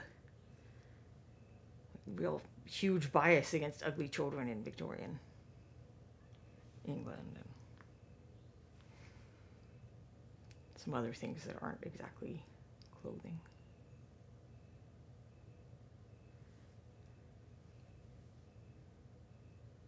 All right, I'm probably driving myself too nuts with that.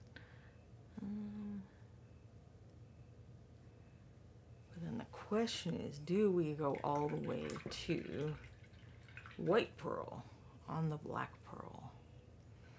And I'm inclined to say no. It's supposed to be a creepy dark gem, so I think I'll just leave it, but put in some of the matte shadows that I talked about before.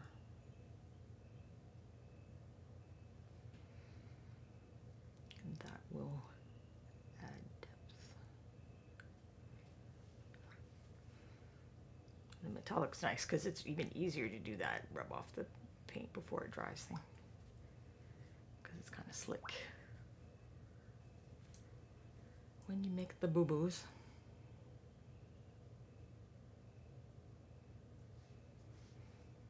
Like that, that's the boo-boos. I don't want a shadow poking up like that. But yeah, see how much the shadow added depth because it took away the shine.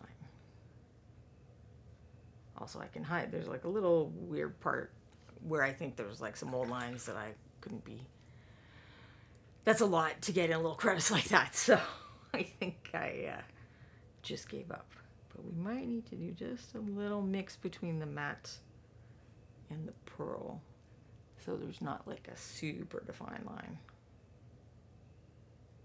where that shadow is.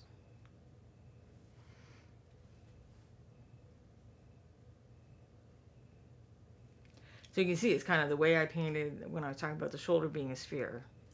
I kind of did the same thing on the, let's hold it down a bit and see if we can get rid of some of the glare from the lights.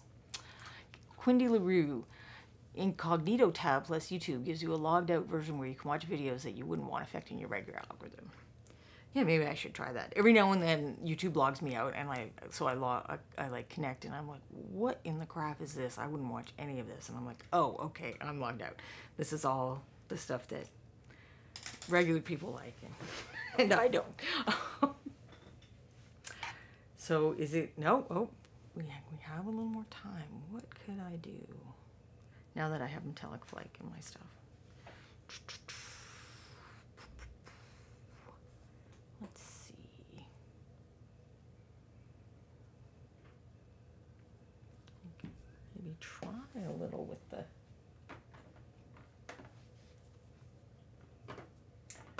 teals.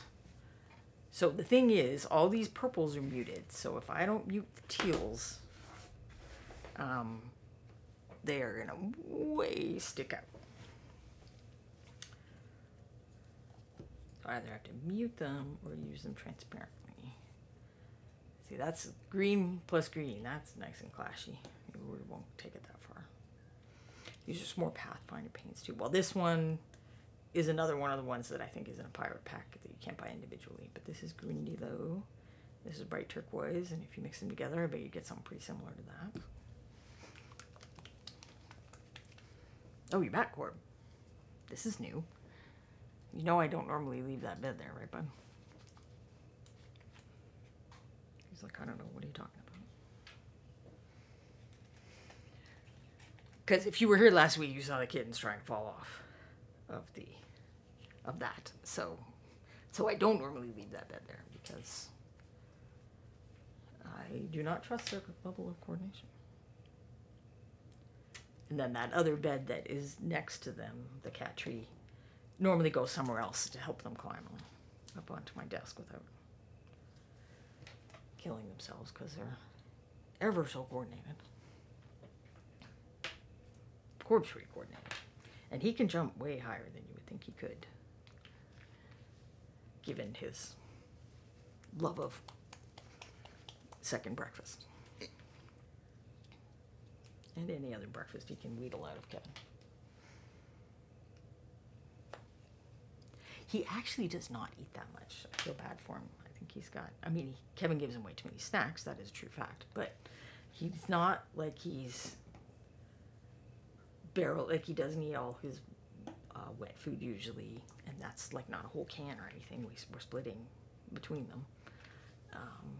He doesn't like plow through the canned food. I think he really legitimately does have a slow metabolism, poor little guy.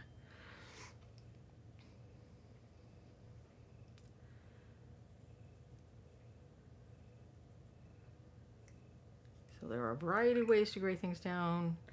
Adding that nightshade certainly would work, but it is going to also make it darker. Adding the purple. It makes neat colors, but I'm not sure they're dull enough.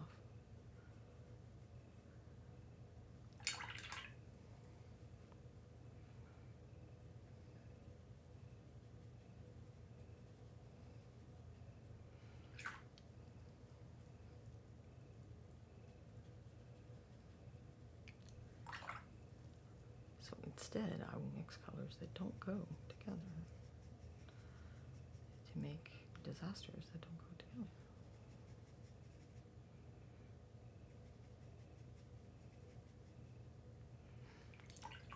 Hi, what's up? You're just going to wave your leg around? You're like, I've never seen this from this point of view. Interesting. Is it though? Is it interesting, my friend? Wow, you're just weird, Corb. He's like straight on to me. He looks funny. I wish I could get you that angle. I guess just try to imagine a ball with a leg and a head stuck on. That's kind of what that angle looks like.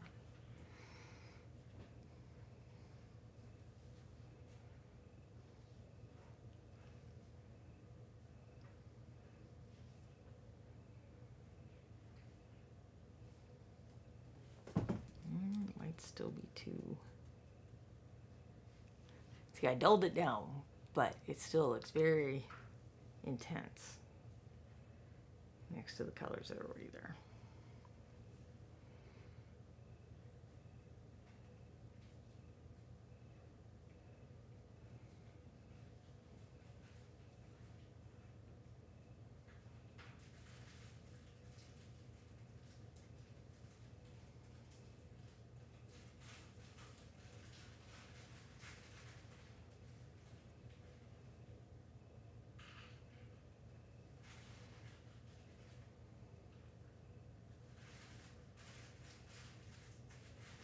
The glaze probably would be more effective than me rubbing things on and then rubbing them off, but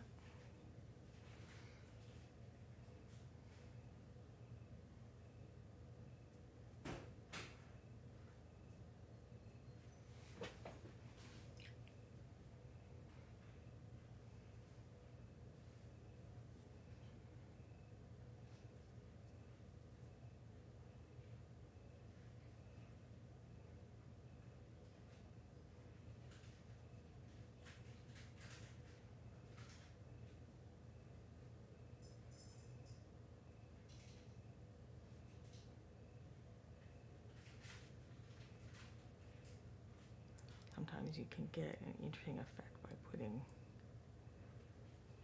colors over other colors if they're not like super opaque.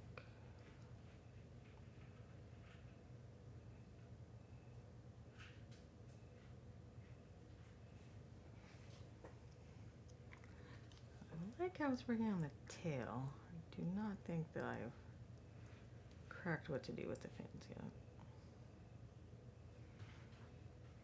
Probably needs a little more back and forth.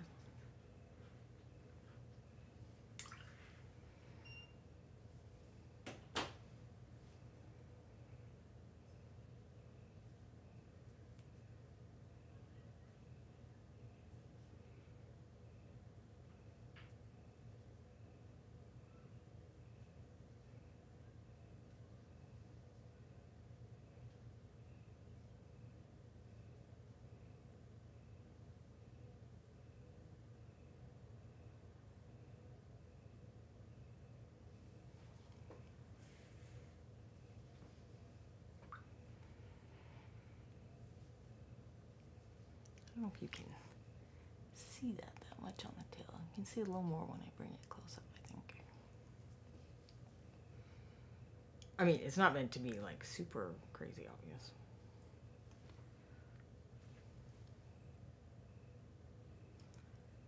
But just if there's some color variation, hopefully it will kind of simulate shimmeriness. Since that is how iridescence works, there's multiple colors contributing to the shiny.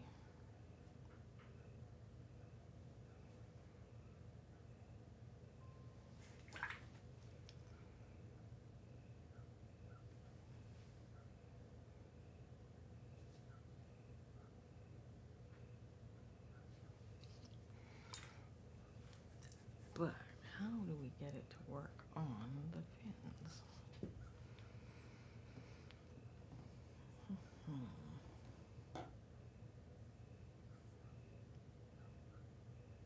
Where did I had that blue, midnight blue. Maybe we can get midnight blue to help breach the gap. I'm not sure it's dark enough.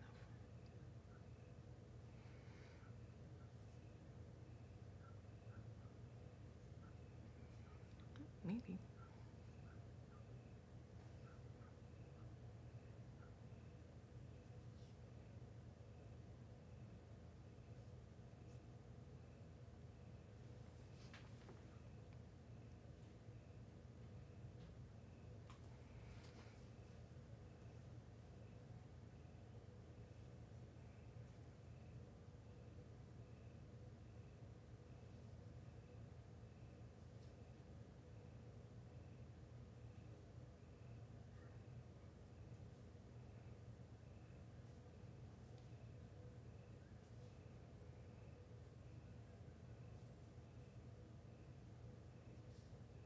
I feel like there's another little fin part that I'm forgetting. I mean, I know her tail. I think that's going to be definitely an after the serpents, or eels, after the moray eels kind of a thing.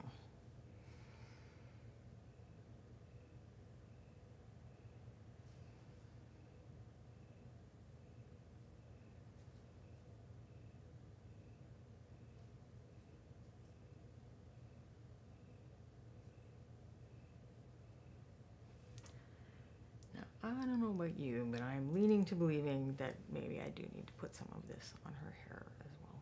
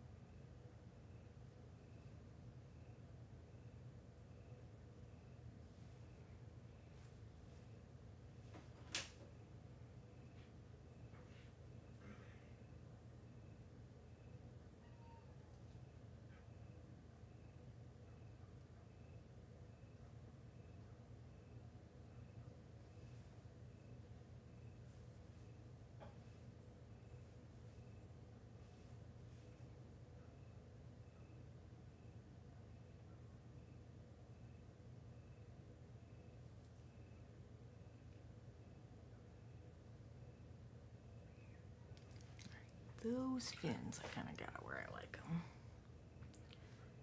Can I fix this little arm one?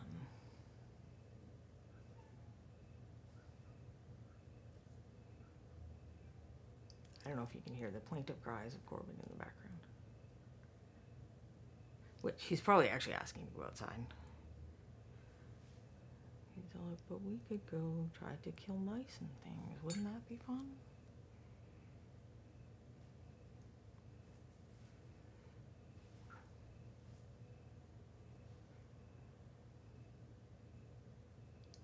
Kevin does not try to kill mice and things.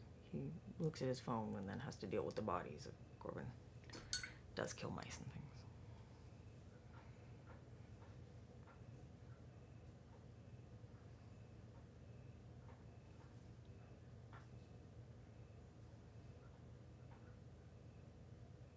We used to leave them out, but it's like, okay, where are the scavengers? Why is this still here? So he starts worrying about.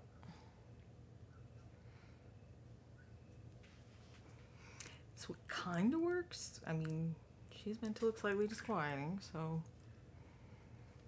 I was trying to use colors that don't quite mix together.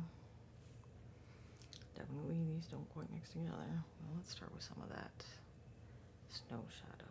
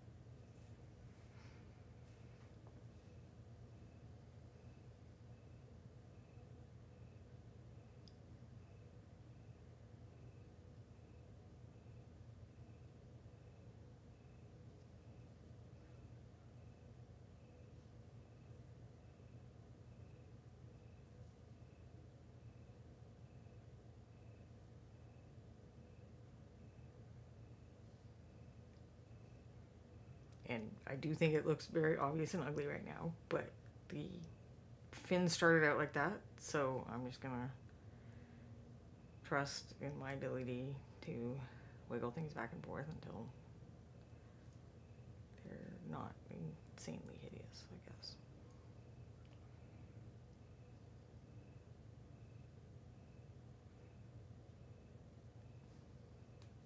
Because I think it's an interesting idea.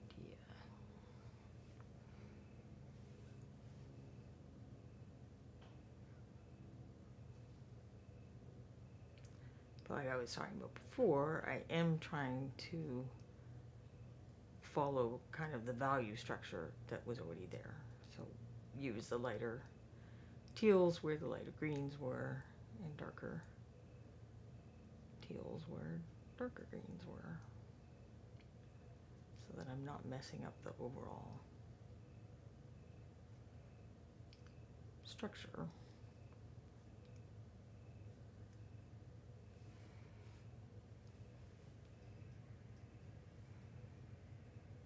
Oh, Corbin left us. We can go back to palette view.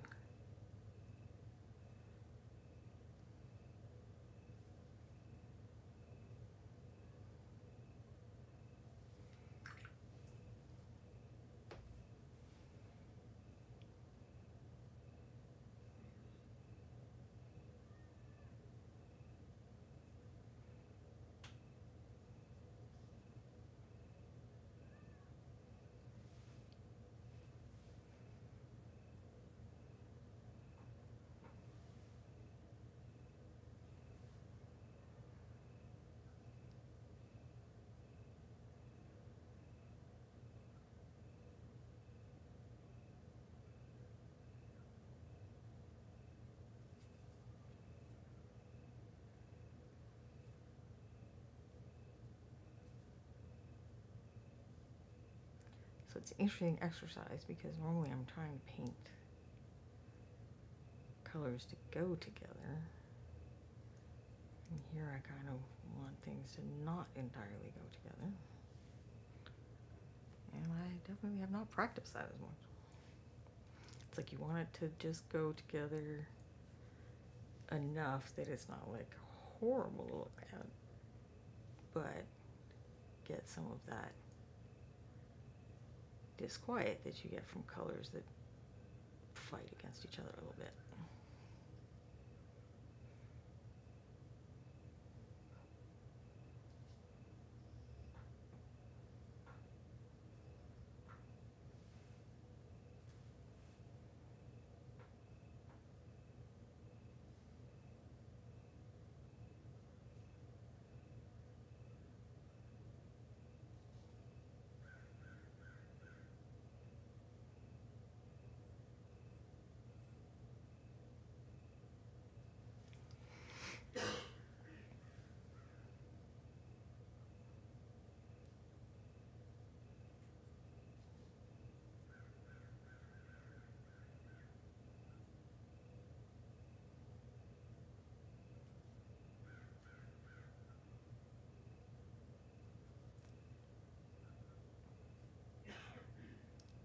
But for hair, I'm gonna need lighter mixes than this.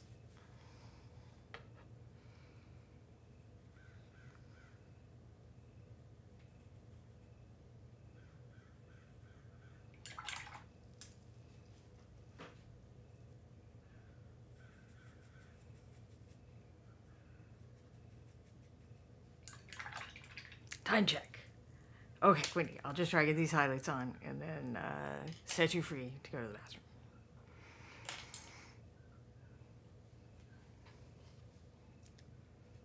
And then I will go to the store and get cat food because we thought we had another bag and we don't. And they will notice.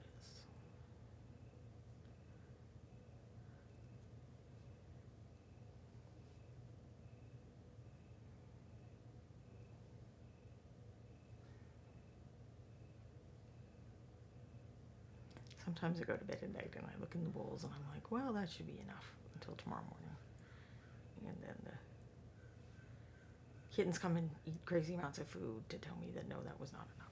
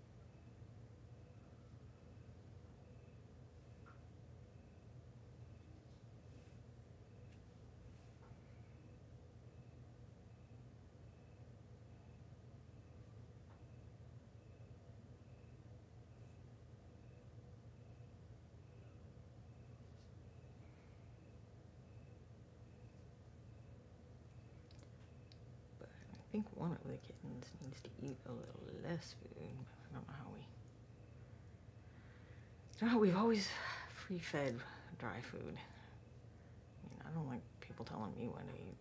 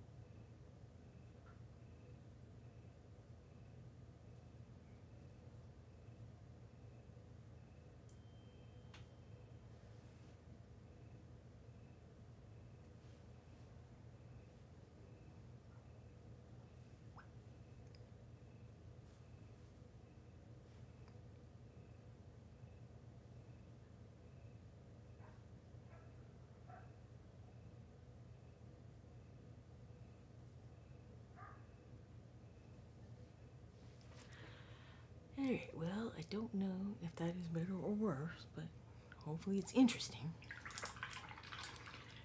Thank you for hanging out with me. I hope that my kind of talking through how you think about is something working or not working, kind of separating that from am I bad or good, because those are two separate discussions. And oh, well, actually, Quindy, I had a question for you. Will I see you next week? It's Memorial Day, so are we streaming? Are you off doing things so you won't be available?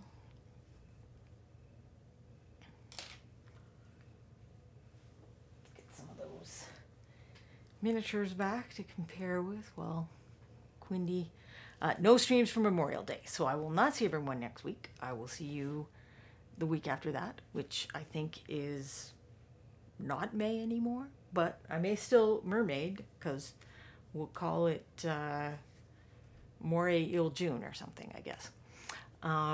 So thanks for coming. We'll have Quindy find us a raid, and I will see you not next week, but the week after. So I think I fixed my issue with her face not standing out enough from the hair. So I'll just wait until we see a raid. Who else did I have? This one. So it's a little closer to the idea. The hair's not as dark, but I was trying for that. We are going to be raiding Quantum Minis. Say hi, spread the Reaper love, and I'll see you all in 2 weeks. Bye, everybody.